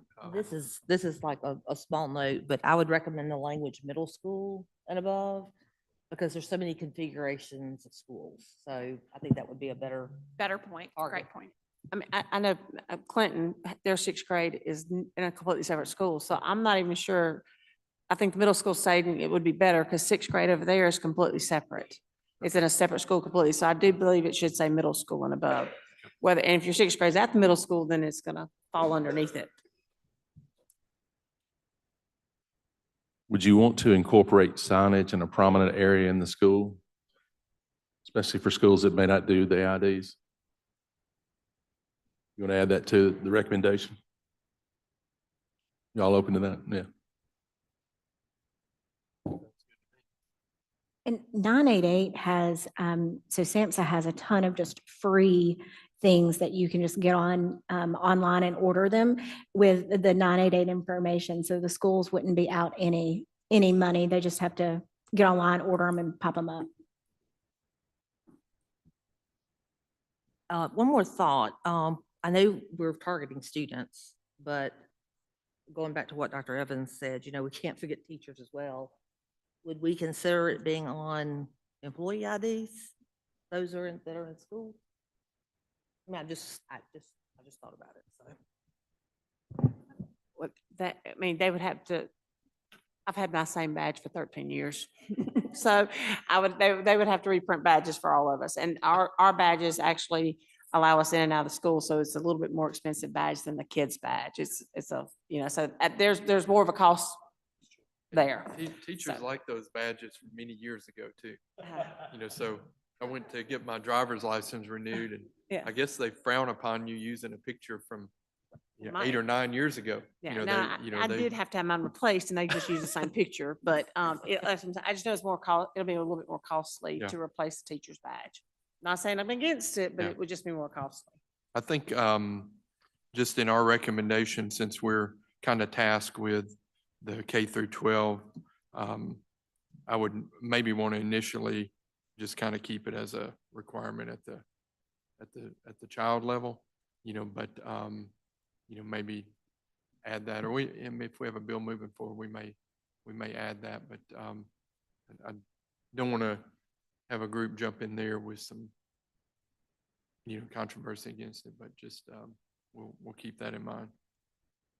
Okay, number 16 is implement social and emotional curriculum in all school districts to K through 12 students. I think we've kind of touched on this a good bit already, all the way back to at the start of our recommendations here. I know in some of the recommendations for the School Safety Act that I'll jump back to in just a moment here too. We're thinking about redoing some of the pilot districts, you know, that were done before and trying to pull down some of that federal grant money that was listed then. So I'll get back to that one here in just a moment. I think we've touched on that though. Number 17 is one that I wanted to, you know, certainly get as much input as we can on. That has to do with the cell phone use in the classroom and the school. You know, I think through our discussions, you know, and correct me if I'm wrong, I think we've identified that they certainly are a distraction to kids during instruction time. They're a distraction, I think, during, you know, some other group times. The question is, if we do agree that they are a distraction and a problem, you know, what do we feel the best solution for that should be? We got a lot of information on what other states are doing. You know, I think those range from a complete ban within the school to programs where the cell phone is kept in a bin to programs where the cell phone is kept within a pouch. Yeah, instead of me giving my thoughts on it first, what do some of you feel would be our best practice on this, and why do you feel that way? So I may be against everybody else in here because I've heard a lot of people. I don't think that we need to ban cell phones. That's how children communicate. And 988, we're talking about 988. 988 has a text option. And so as a parent, if my child is really struggling one day and they need to reach out to someone, it's really scary to raise your hand and say, hey, I need to get out of this classroom. But my child can text me or they can text 988, and 988 can help them. And, we've had 988, they contact us and say, hey, there's a acutely suicidal person in this area. Y'all need to go intervene. So I think that by taking away cell phones completely from our children, yes, they're a distraction, but I do think that you're going to take away one of their opportunities to reach out for help. So a suggestion I would have is to, and I don't know how costly it is, but to have the whatever it is that the IT people can do to block apps, because I know we have it at our office because I tried to get on TikTok and I couldn't. And I was having to call my IT guy and I'm like, unblock TikTok. I need to get on here. We're trying to post something. And so there are ways where the school IT people can go in and block all these apps that are very, very distracting, like social media apps. Totally agree with that. But I think that kids need to have that access. So you would allow them to keep texting all through the classroom time? I mean, I think it becomes a classroom issue. So I think that I think there's two sides to the coin. I think that yes, if they're texting throughout classroom time and it's distracting and they are a failing student, then that may be something that, a referral to the mental health clinician at the school, a referral to the school counselor, a conversation between the kid, the mom, and the teacher. I just feel like if we completely ban children from having access to their phones, we're cutting off a piece of the only communication that they really know. And we are there, unfortunately. And even my kids, I've got a 17-year-old that's a senior, and he's autistic. And so growing up through school, he's always had a cell phone with him. And because of his autism, especially, in middle school, that really limited his ability to really communicate broadly with everybody. And so he could communicate with me through a text message, and I could either, talk him off the ledge through a text message, like, you need to deep breathe. Everything's okay. You're overstimulated. Let's calm down. Or I could reach out to the school and say, hey, something's going on in this classroom. And can you please, go figure this out. Something's happening. So I feel like, we just cut off the ability for our kids to communicate in a way that some kids only know, right, wrong, or indifferent. That's the way kids communicate now. Okay, other comments? Yeah, go ahead. Yeah, I'm sorry. I was just going to say, it is going to be hard to manage that in today's times, but it does really interfere in the classroom. So I think it's a classroom management issue, and the teacher being fair and consistent. The lock boxes work for some and other things work for others. I've talked to a number of superintendents that kind of reached out on this, and the thing that I consistently hear across the board from them is every school district from in their school board should be mandated to review the issue. Because how they handle it may be situational dependent for the child in special education for this, but every school district should be mandated to look at this and see how they want to handle it from a district level. But it shouldn't be it should be imperative that the board actually makes policies and looks at this particular issue. So that has been the recommendation from some really progressive school districts who've really looked at this. And they have very different setups depending on the school. What you're doing in a K3 is very different than what you're doing at different levels. And so I think that we should mandate that the school district look and review this and let the local boards really look at this and monitor this. This shouldn't be something that we just look at right now, but it should be something we ongoing look at throughout the next number of years. But every school district, I think, should be required to look at this. Well, I'm for a statewide ban. And I've talked to a number of school districts, but we're not reinventing the wheel here. There are 7 states that already do this. There are 14 other states that have legislation for statewide bans right now. And when you look at the mental health statistics and how they changed since the invention of the iPhone from 2010, it's really scary. And so, you know, when you leave it to the local, and I've been on the school board, I mean, they tend to sometimes cave under the pressure of parents. And if we can ban it in the state, it would take that pressure off the school boards, and I think would greatly improve the mental health of our children. And along with that, Florida passed where they can't have social media apps until you're 13. Just made it illegal to download it. Now, is that going to solve everything? No, but it does put it in the law that it's illegal. And after 13, they can get permission from a parent to download the app. Otherwise, they can't do it legally till they're 16.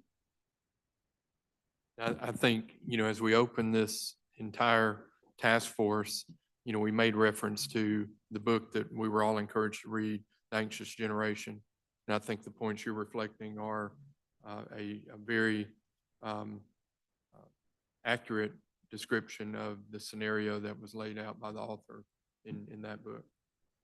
Dr. Daly?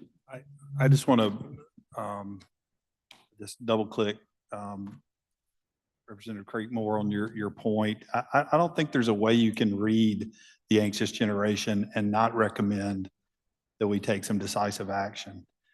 I think it would be irresponsible for us to not think about the reactions of parents, which are legitimate, the need to communicate with the special needs child throughout the day. I mean, I think we need to be responsible. We need to avoid overcorrection.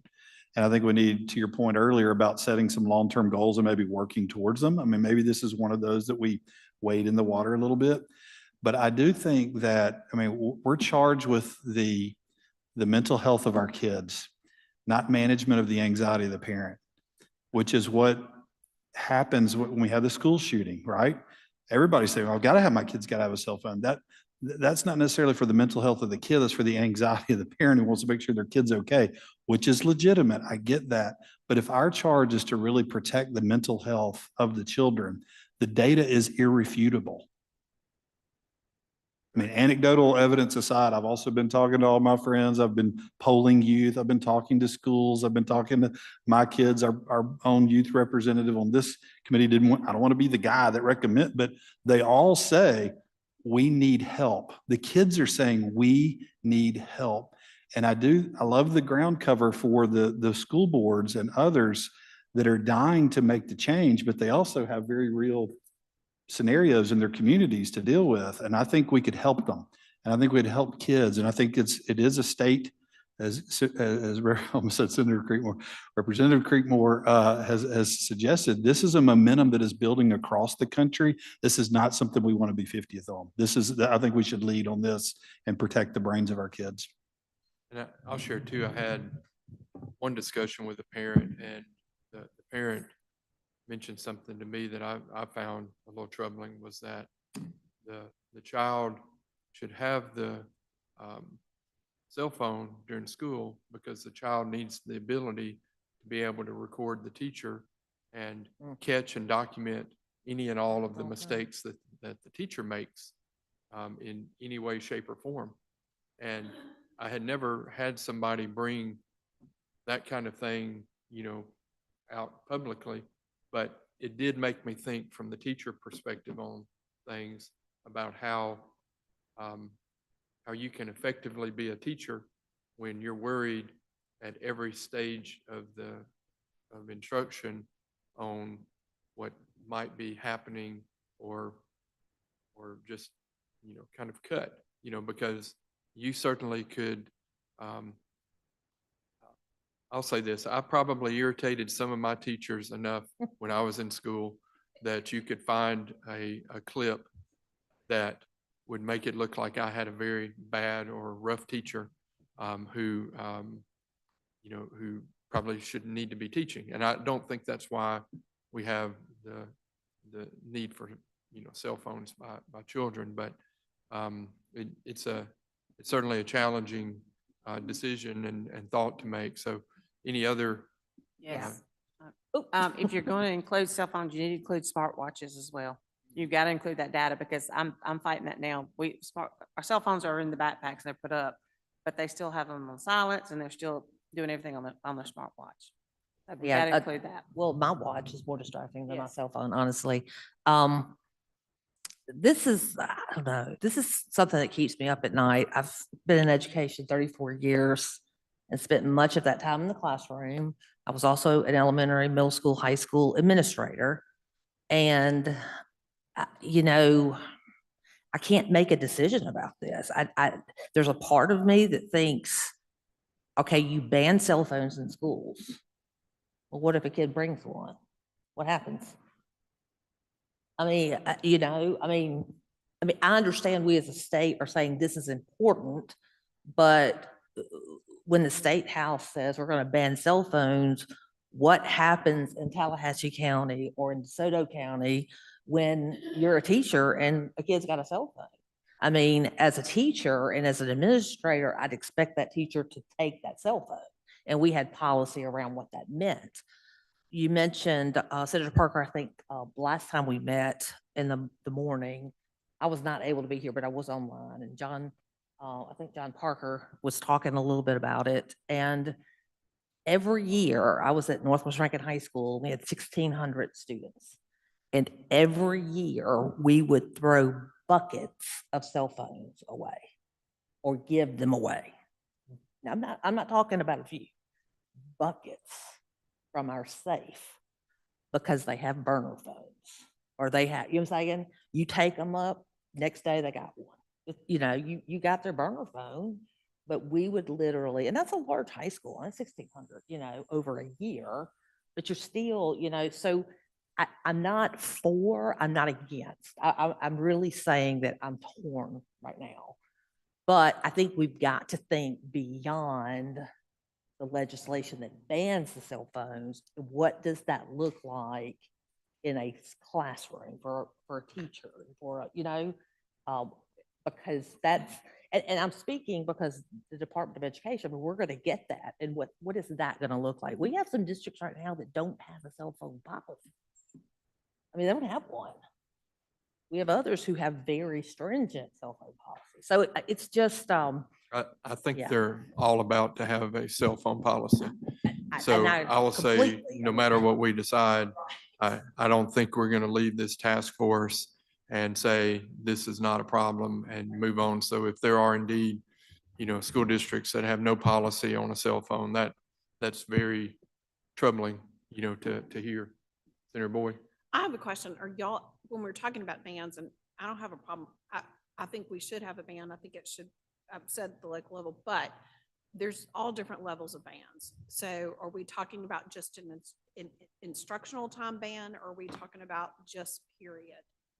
And I'm open to the full discussion. I just wanted to know kind of what the consensus is that everybody, because we've got a lot of different levels that probably people are talking about here. Yeah, I think what I guess hearing from the flavor of this group here is a wide range of options. And yeah, one of the challenges in the legislature is that in almost every single issue that comes up, we don't get the opportunity to say, well, I like this or I like this.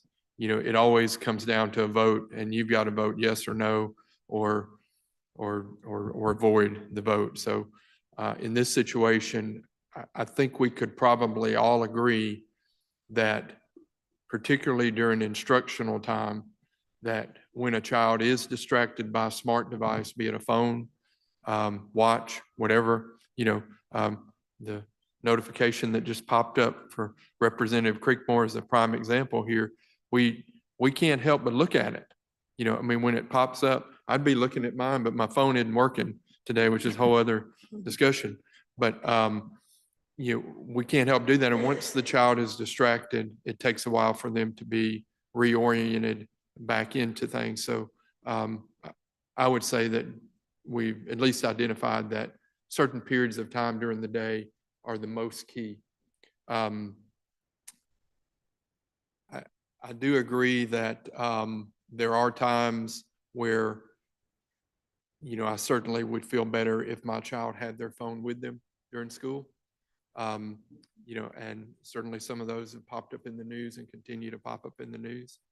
I do agree that there are possibly some exceptions in certain situations that are beyond my ability to kind of decide that. But, yeah. And to Senator Boyd's point too, you know, it might be worth us, you know, at very least, you know, making the districts come up with a policy that has certain requirements within that policy at the very least. But to Representative Creekmore's point, we may in our recommendation have that include an option for the ban of the cell phone. And so it might be an avenue where we get more input, we kind of put it at the local level a little bit more, and don't have to just vote today in this room, because it doesn't matter how we vote in this room today, like I started this meeting, doesn't matter. We can vote, you know, to that we all get paid $10,000 for this meeting today. And I think it would pass. I like the chances, you know. So, yeah. So, you know, but I don't think it's really worthy of a vote, because unless somebody in the gallery right here, Anna, you willing to single you? Without, you know, really everything being there, you can't. We're not going. You know, we're not going to make the policy. We're just recognizing the deficits within the policy. So, would everyone be okay with a recommendation of that sort? Or Representative Creekmore, could you maybe, you know, qualify yours to some degree in how into would the committee agree that cell phones are a real issue in mental health for our children? Absolutely. All right. I don't disagree with that because of the bullying and the social media, but I also want us to make sure that we're realizing that we're looking at correlational data, not causational data. So we don't know if the phones are the cause of the mental health or not. We know it's correlated. Is it correlated because now kids, you know, when I was a kid, nobody talked about being depressed or anxious. You know, you just figured it out. Go to school, stop crying. I don't care if your stomach hurts. Now kids are inundated with different social media apps and different more knowledge about what mental health looks like. So has technology helped our children grow their emotional intelligence and their emotional language, or is it causing a deficit in that? So I think that we've got some good correlational data to say it may be hurting it. And I don't disagree. I mean, you know, when the DSM-5 came out last time, there is an internet gaming addiction diagnosis now, and there's clear diagnostic criteria because technology is an issue. But I think that just, you know, banning it across the board, it could possibly do more harm than good. I think that there's ways that we could work at local levels. And I think there's also ways that we could possibly just use it as part of teaching. I know, like in band, nobody has to buy a metronome anymore because everybody has a cell phone. And so you tune all your instruments and learn how to play with your cell phone. So I'm wondering, is there a way to implement learning, especially if we're able to get a social emotional, you know, curriculum being taught? Is there a way to learn how to use your cell phone appropriately and use these great mental health apps that are out there for children, like Calm and Insight Timer and things like that? I will say that, you know, there has been a Surgeon General's recommendation that the benefits of the cell phone during school time are inferior to kind of the detriments that are being seen. And so much like when a warning was put on tobacco products and other things, there was considerable pushback about that because, studies and things weren't there to show different things. But, I think we could certainly agree that with that warning, there has been some data put out there recognizing that. And I think that's one of the reasons that we recommended the book at the beginning, because the book did a very good job of going into data and going into different scenarios. And, I know I marked that book up pretty significantly and plan to keep that book, as something I look back to over time, because I do think there is data out there to support the dangers in the cell phone.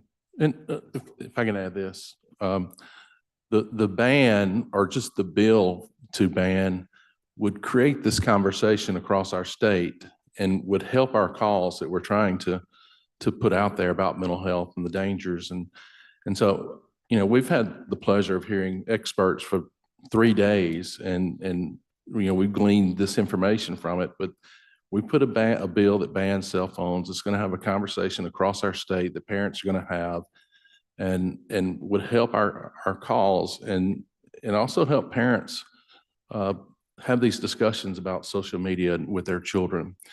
And I talked to the United Way Health Alliance yesterday in North Mississippi. So these stats are fresh for me, but emergency room visits for self-harm are up 188% for girls and 48% for boys since 2010, since the invention of the iPhone. Suicides are up for boys 91% and girls 167%. I mean, this is real, scary numbers. So, the conversation needs to be had across our state. And I just think whatever the ban looks like, this could really help all our parents, all our school boards, and in the end, help our children.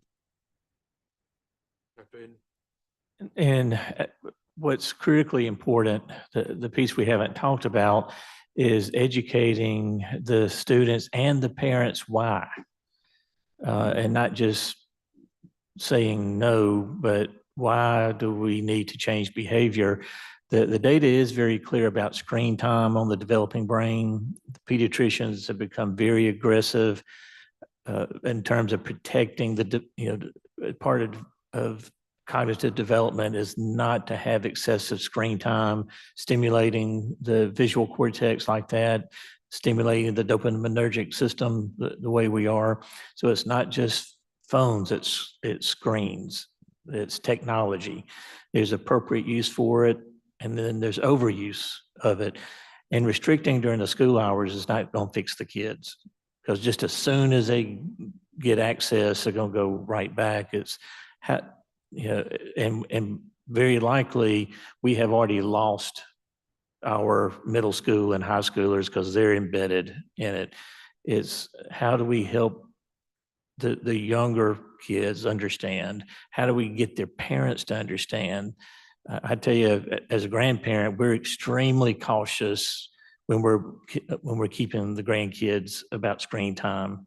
And I have a daughter who's, she would kill me if she thought I was using the screen for babysitting. So we have got to have an educational campaign. And that's low hanging fruit. And then working through the discussion, the debate in terms of what we do and restrictions is a different debate. I'm old school. I'm 63 years old. This was never a discussion in the classroom. You didn't use calculators, you didn't use anything, but we didn't have this thing to deal with. And then have you noticed how many of us have been using them during this discussion? Everybody but me. So it's because mine's not working. It is it's a real thing, but it's my concern is that impact on the developing brain, which is what we're talking about. So I guess a way, I'll throw this out. what if we identify certainly the problems and the challenges that we've identified, through our discussions on this, and we recommend that the legislature consider a way to increase attention for children during schools, including the possibility of local decisions and/or complete bans of cell phones. And so in that situation, we aren't coming out and saying, hey, the intent of this committee is that we ban cell phones in school. The intent is that we might do that, or we might do, but we're going to do something. And I don't know exactly the best way to word that. Yeah.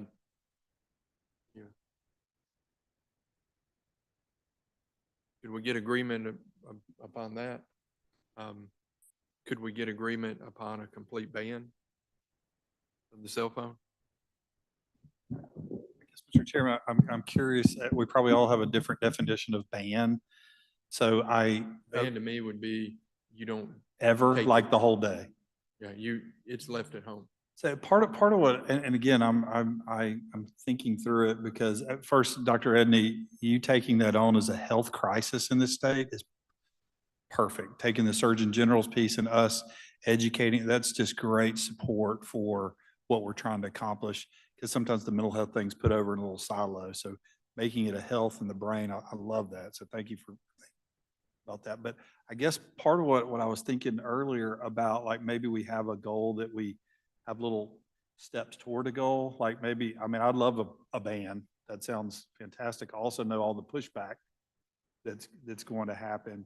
I do think there's, just from a psychology standpoint, there's some huge wins for the kid's brain if we can break the stimulus response cycle that they're all in to do this all day. So even if they were in the boxes or whatever for X hours a day, or maybe districts decide when those hours are, or if it's at PE, or we don't even, that's a whole nother issue, but it's during lunchtime, so that we require, I don't know, X hours a day that the students are phone free.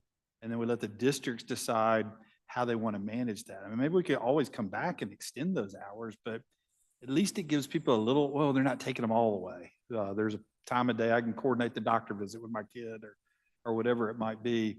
So it's not a total ban, but it's also helps set a protective boundary for the district and for the kid's brain that stops that stimulus response cycle that they're in. I mean, even if we do that for several hours a day, it's not all day. It's not, they're going to do it when they get home, but it would at least stop the cycle of that kind of, endorphin rush they get every time they do this. So anyhow, I don't know how everybody defines ban, but maybe that's one step towards it.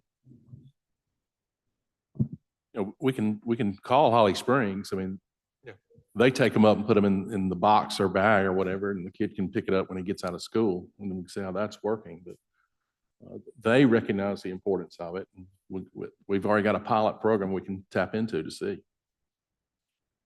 From a school perspective, I'll be honest with you, if you want to ban them, those Yoder boxes is a ban. If you tell them you just can't bring them to school, I watched a lot of videos. I even did research on how much it costs for those pouches. And because those kids, when they walk in a line and they put their cell phone in, and there's a magnetic lock and it locks that cell phone. They have it with them, but they can't access it. To me, that's going to ban the use of cell phones far faster than just saying you can't bring them to school. Because how are you going to regulate 1,600 kids who you just told you can't bring a cell phone to school? And then when they do, what then happens? So I'm thinking, I get it. And I'm not a mental health professional, but I'm a teacher. And instructionally, I want the benefits of students not being distracted by their phone. I'm all for that. I'm just trying to think about, practically speaking, what does that look like as far as implementation in the classroom? Like what, because we can do a ban, but 5 years from now, I want to see results from that ban. You know what I'm saying? I want to be able to measure, this is how we impacted the instructional progress of our children as well as their mental health. I just want to think about how that's going to.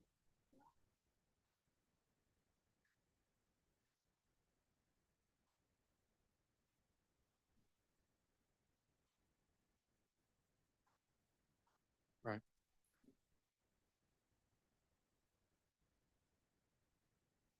That's what I was gonna say. There's so many kids that the second school gets out, they go straight to here and they get on a bus to go to a football game or go to a basketball game or whatever. And they have to ride the bus back. And so parents say, you need to text me when you get back so I know what time to pick you up.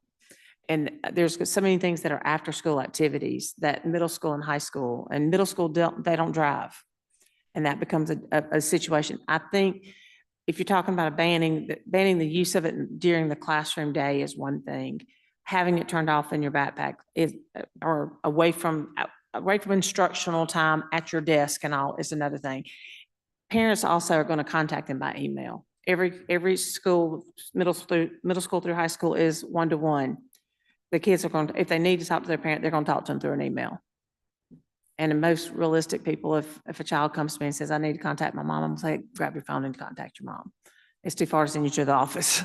But you're just going to have to being in the classroom, you're just going to have to ban it. That your cell phone is not used during the school hours unless it's a medical situation. I have diabetic children that have to contact my. So instructional time. Yes. Yeah. Limited access during instructional Correct. time but giving exceptions and other things that are possible I think what we can do is take some of those and put it into some wording that allows the full intent of what we talked about here to be conveyed. I think we can do that and I'll try my best to put that into some words that, where we're not saying complete ban, but we're emphasizing the need for instructional ban, but we're also making some requirements of the districts, and that I think we can put this together in something that maybe may not be the bill, but it may be at least a close enough to the bill that it gives you ammunition. I will say in Louisiana, I think they had a discussion like this and they were expecting a whole lot of pushback against it. And I think it passed unanimously in both chambers and there was no public outcry at all about it. If I'm correct. Louisiana has a statewide ban. Yeah, Louisiana, I ran into some of them at a meeting not too long ago, and that was what surprised me. There was no public pushback against it. Yeah, and Louisiana is pretty similar in their thought process to Mississippi because they're one of our neighbors. Do we know if Louisiana put any language in about that situation, like if a child has a disability or We can medical find that out. condition? That would Okay. be something more that we would, come out of this task force, we make our recommendation Right. and then, there'll probably be several people with, a piece of legislation at different levels. And it can be finessed. The ban is for the 24-25 academic year in Louisiana. And the possession of cell phones throughout the school day, they can't have them. The cell phones are brought onto the school property. They are to be turned off and stowed away. Exceptions can be made for students who require learning accommodations. Turned off and stowed away is good wording right there. So, and I know we've spent a long time on this I topic. just want to say something real quick. When they said learning, what did it say at the end with learning exceptions or learning? Because I think we need to think about health as well. Yeah, exceptions can be made for students who require learning accommodations. I think we need to think about health Health, yeah. accommodations because even like diabetic students now, they monitor it from Yeah. a cell phone. So I mean, I think real quick. Okay, great discussion. I knew we would spend quite a bit of time on this one, which is why I made it so small on the sheet here. But moving right along here, hopefully the rest of these won't require as much attention and detail here. Mr. Chairman, if I may. Sure. I have got to leave, but I'll dial into the Zoom. But I do want to say it's been a pleasure. And I know most of y'all, but it's been a pleasure being in this committee and I appreciate all the support. And I look forward to what comes out of this. Thank you, Senator Creekmore. Okay, so next is develop a clear anti-bullying campaign. I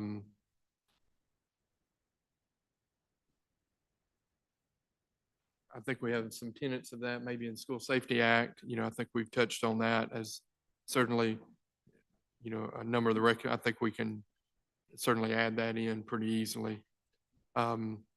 Strengthen MDE's multi-tiered system of support, which utilizes evidence-based practices to support academic and behavioral needs by integrating mental health providers into all facets of the already existing tier system. I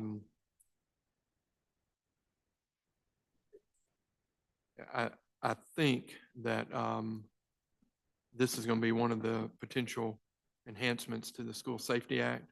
I think Senator Boyd had some recommendations on that before. I'll touch on that again here at the end here. Require personnel in each school district to receive youth mental health first aid training,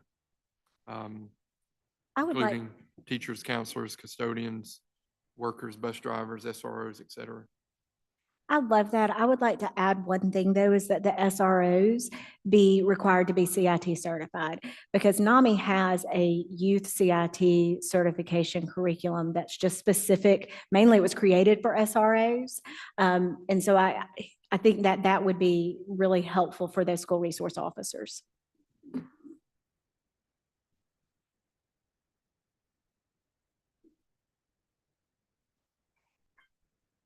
It's working. It's working. It is America.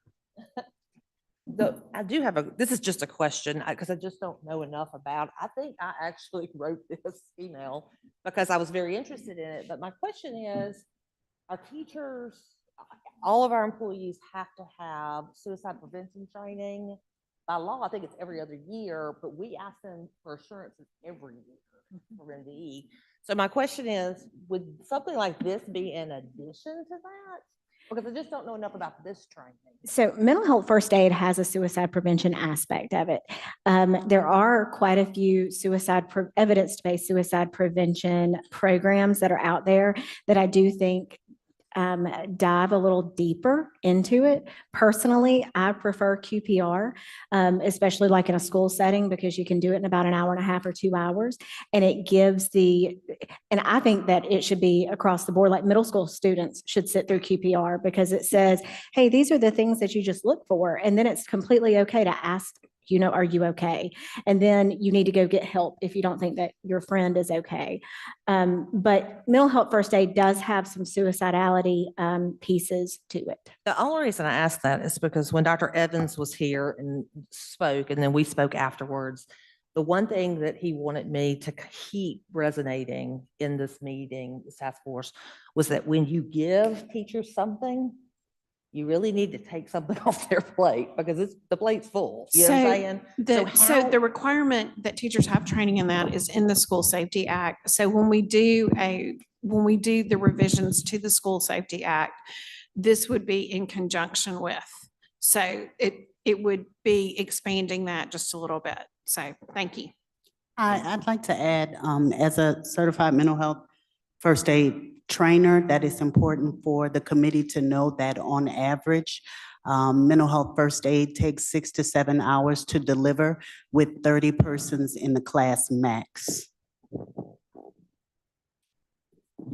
I know I said I was leaving, but we passed 2 years ago a bill that requires every law enforcement officer in the state to receive mental health first aid training, the 7-8 hour course.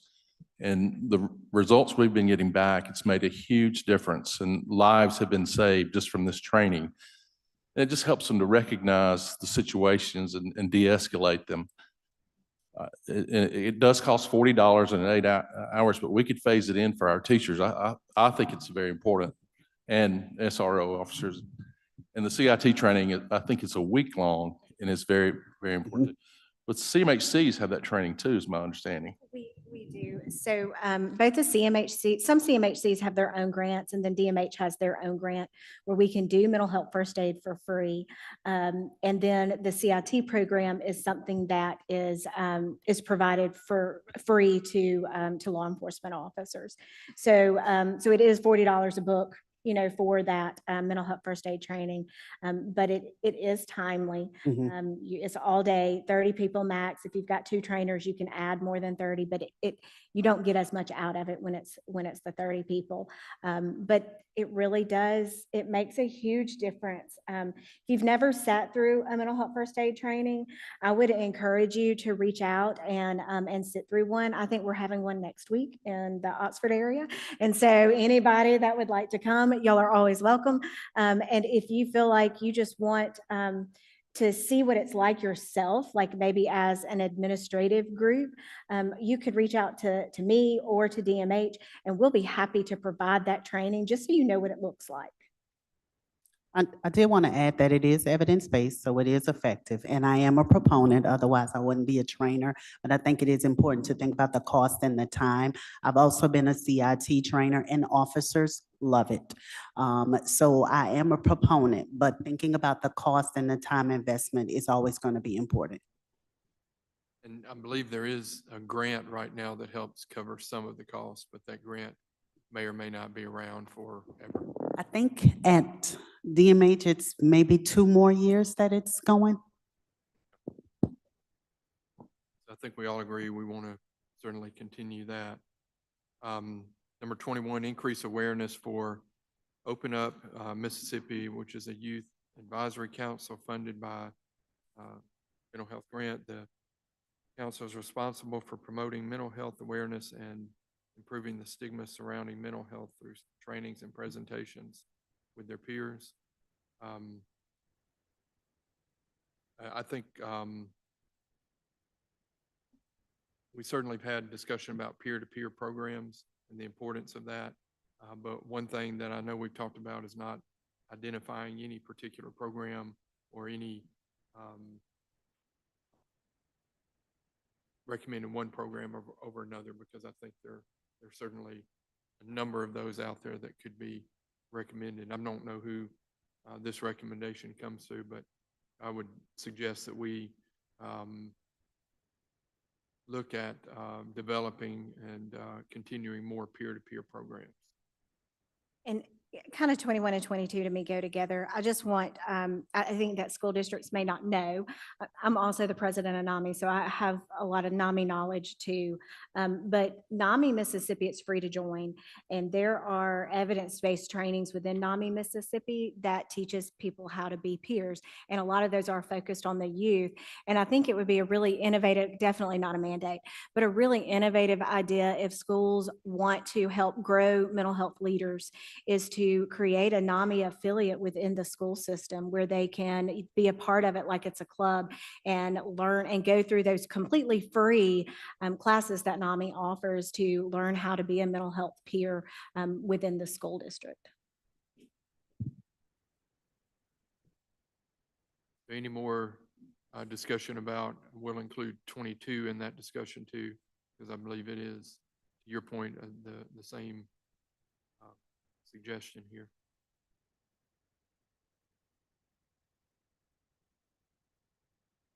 And moving on to number 23, then conduct student assemblies to equip students with knowledge needed to get help with mental health challenges. I think we talked about that much earlier in the assembly portion of things when I referenced some of that during the orientation. Number 24, explore modified school year calendar. This we could spend a long time on here. I just kind of feel on this one that that's maybe another task force in and of itself. So if anyone wants to introduce legislation to look into that, I don't think we should tackle that as far as the recommendation goes at this point. Any objections to moving past that one? Seeing none, we'll put a task force recommendation for that one. And 25, make readily available resources to help children and their families with social detriments of health, poverty, homelessness, home security, home food insecurities, and beyond. I'll say that I think this is a little bit maybe beyond what this task force was looking at, but I certainly agree that we should, certainly with some of the discussions we've had about Medicaid and, those needs, I think we all need to be looking at that for sure. But I don't know that, other than the fact that we should make those resources available potentially during orientation or assembly, we should make the knowledge of that being conveyed. I don't know that of a recommendation we can make on that.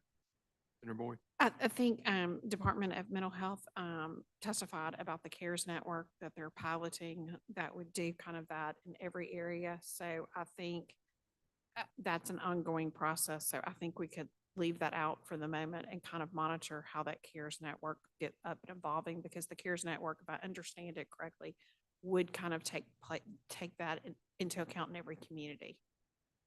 So. Okay, 26, explore developing a cohesive system of care with a single point of entry, screening, triage. I think we covered that up in the very beginning when we went through our, probably the first 5 that we discussed in this list. 27, create directive statutes to require state level leadership to work together by bringing their authority delegated by the legislature respectively to collaborate on mental health resources and access federal resources. I think we, that's on that before too. Maybe we didn't mention the word federal when we talked about it before, but maybe including. Senator Parker, this came up in another meeting that we were at the other day, requiring all the agencies that the state leadership look at developing a statewide plan on this might be something we wanted to explore possibly, so that there is a state plan and then therefore all resources, and it would help us as legislators in looking at funding, and that if there's a statewide plan that our state leadership of those respective agencies that touch on that kind of are working from. And that came up in another meeting the other day on another health issue. So I don't know if Dr. Edney has any thoughts on that or anything. So. Very, very helpful for our. Yeah. Most of the agencies about doing.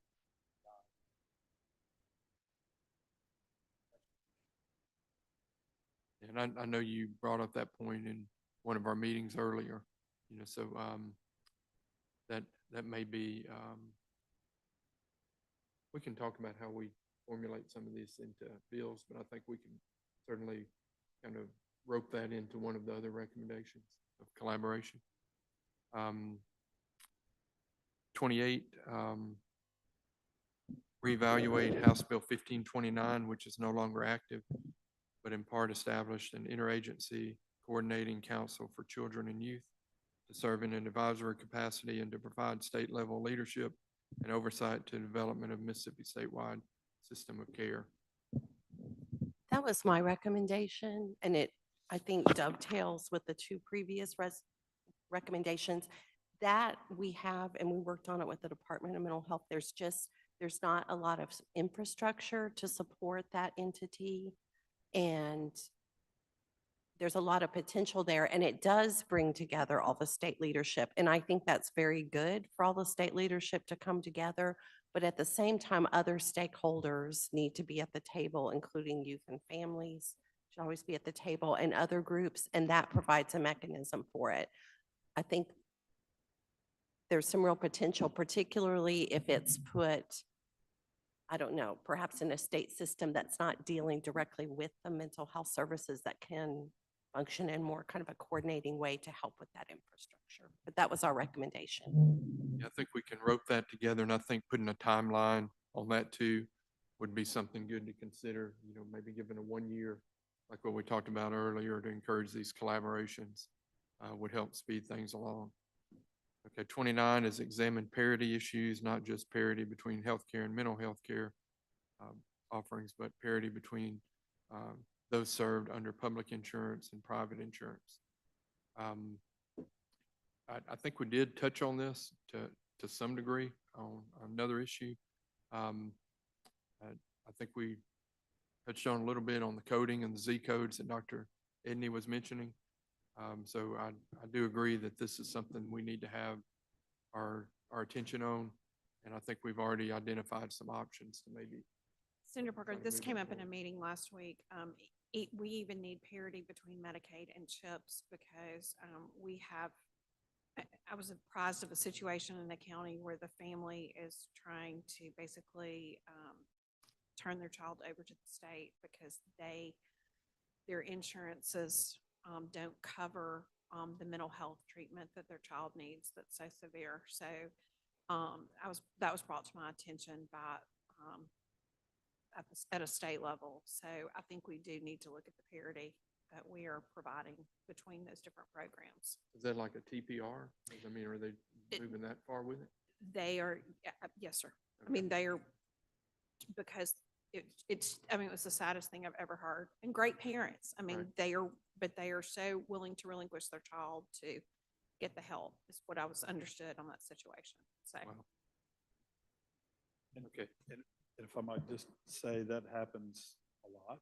We're not the only state in which this happens a good bit. And I think increasing options, even in the private insurance space, so families don't feel like my only option is to relinquish my child so they can be on Medicaid. That's a terrible thing for families.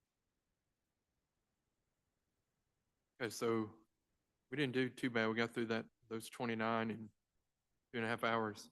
These next 14, I think, are going to move faster because there's the same kind of things, but at the post-secondary education. And our goal is to try to be done at 5. So number 1 here, adequate staffing and support for more licensed professional counselors on college campuses.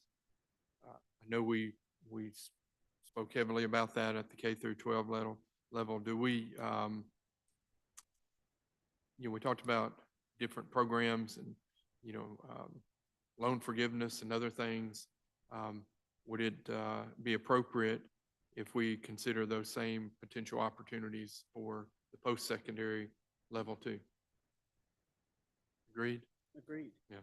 So I think we can just make that as a separate recommendation, but set it aside for the higher level education level. So number 2, support for training and professional development of counselors on college campuses. I think, when we talked about assemblies and we talked about orientations and things like that, I think we could also go back through our primary, secondary, tertiary mode that we set together for K through 12. And maybe do the mental health first aid training also at the IHL level, I think would be a way to do some of the same things we talked about at K through 12.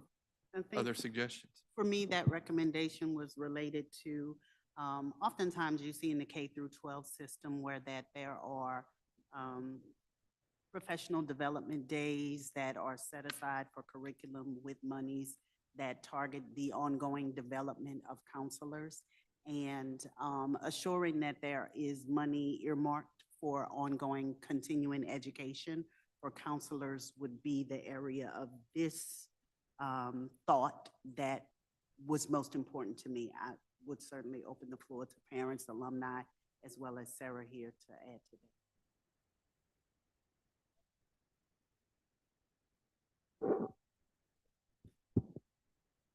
Presently, Jones does provide me with CEUs for funding for all of that. I attend any conference that I need to attend to continue to receive my CEUs each year. So they always support me in that.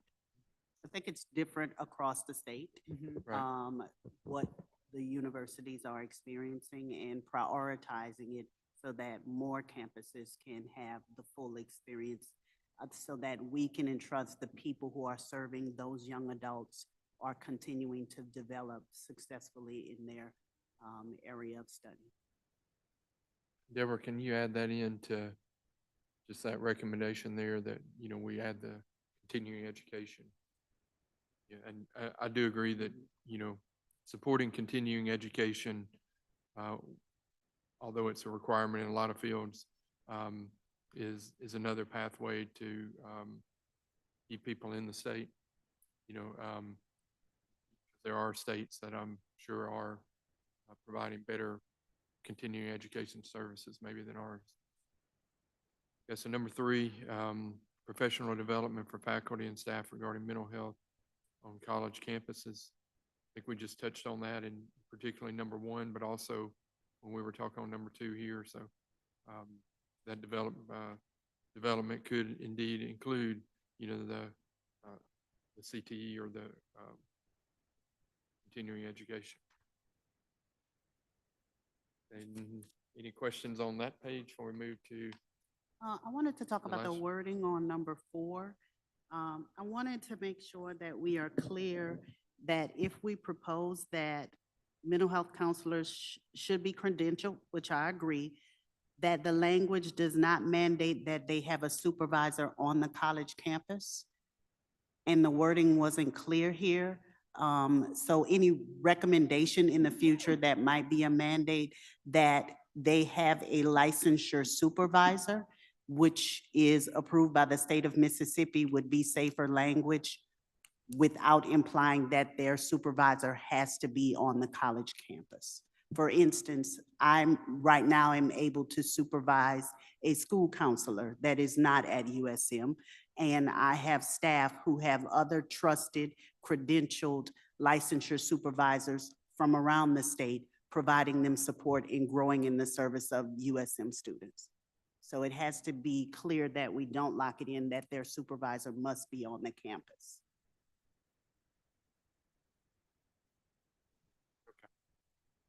So this is our chair of universities and colleges, you know, so I will defer to her opinion on that. And I believe we've got a path forward on that. Number 5, support for more space to provide in-house counseling services on college campuses. I think we do the same thing we recommended on the K through 12, you know, just, you know, same things, just apply it, you know, to this level as well. State-sponsored loan, number 6, state-sponsored loan repayment program for licensed counselors who work on college campuses. I think same thing, just having them be roped into Representative Creekmore's potential bill he discussed. Number 7, prevention funds for evidence-based mental health outreach programs on college campuses.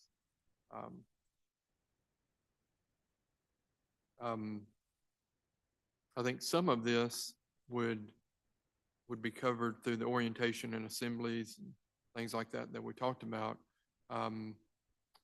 What other outreach programs on the college campuses are lacking, and how could we, you know, for whoever made this recommendation, There are a make host. improvements? It's the idea of moving more towards a 365 model where that it isn't designated to one part of the college experience. For instance, orientation is at the beginning of their college experience, where that we're able to interface with them throughout their college experience and graduate school experience in order to provide prevention and outreach messaging. And so limiting it or focusing on assemblies, I can tell you it's very difficult to get them to come to one assembled situation. It's not like high school where we can make them come. And limiting it to orientation would be many missed opportunities.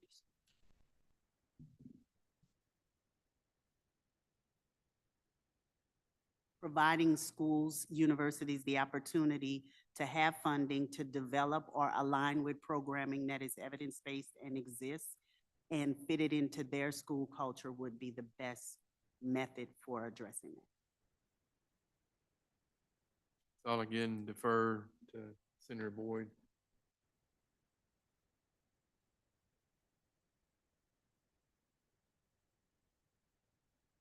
Number 8 is prioritization of funding for mental health on college campuses. I think that's certainly been identified as certainly a major concern for us. Um, State-supported after-hours crisis programming on college campuses. Um, what could we do there, and what would that look like? Well, we do.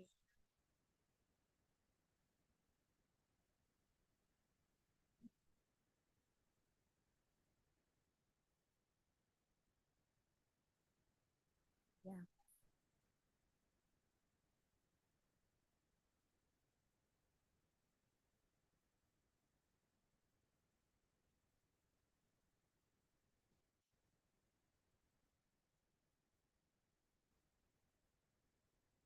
Yeah, I agree for 9 and 10 between the community mental health centers and 988.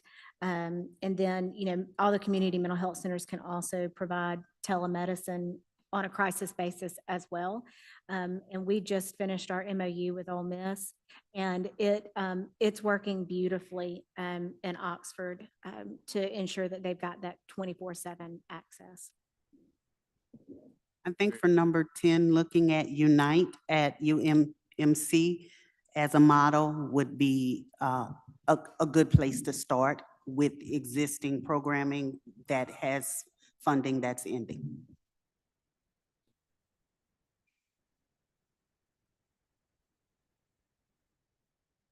Okay, number 11, support for more navigators for the navigation program on college campuses.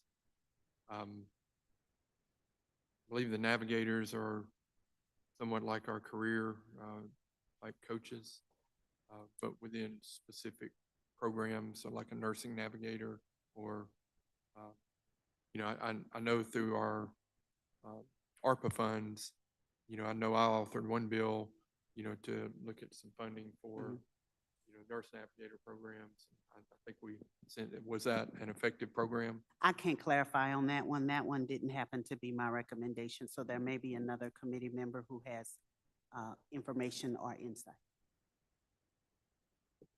Yes, the navigation program that you guys utilize on Jones campus has been very successful. And I was just thinking having navigators also in other areas on campus would be beneficial as well. Yeah, and you do agree that that is kind of akin to a career coach, someone with experience in a field who, Yes. Help Yes. share that desire to move into the field, not just to start the program, but to finish the program.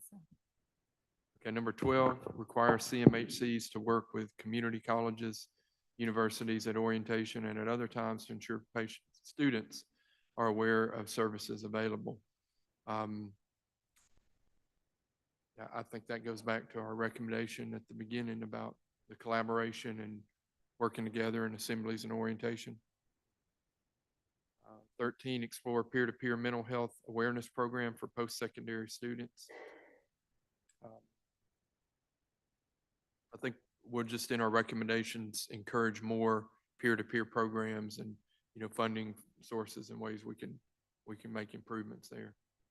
And then the one we've all been waiting on, the last one, identify systematic ways to engage college students around mental wellness. For example, standard practice within orientation. I think we've touched on this in the orientation piece of things as well. So I appreciate everyone's attention today. I think, there's one more that I don't see on here that Deborah, I want you to add. I do think that I thought it was on here, but on the utilization of the school resource officer as more of a mental health type of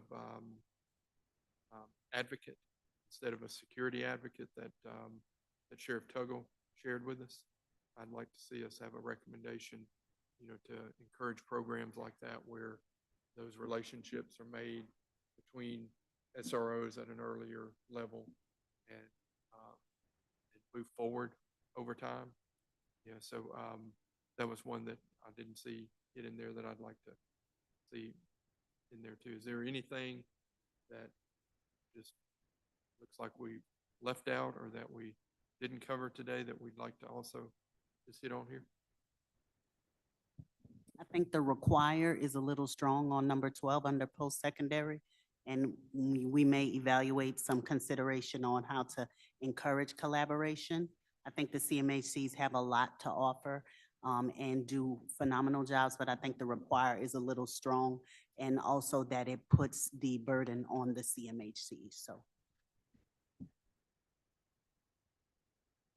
And I don't think in the other recommendation we made, we were using the word require, and so I think we'll mirror the language we talked about on the K through 12 in that as well. So,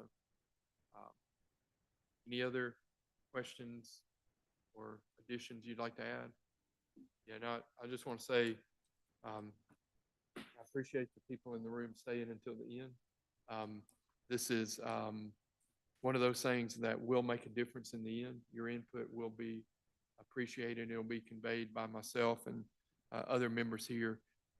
This is certainly a priority issue for the state of Mississippi, and I think we have a lot of things here that we can actually move forward. There's some task force that come out with recommendations that we don't get anything accomplished out of, but I do not see that as being the case here. I think we will be able to make some changes for the state that are indicative of the input that each of you has. I appreciate all of your time and effort, and next step is I'm going to work with staff to put this into a document and get that document to you for review, and it'll have the things we talked about here. I'm sure there'll be some comment or some questions coming back, but I'm going to try to have everyone's opinions included. So if there are no questions, the motion would be that we rise and report. So moved. Thank you all.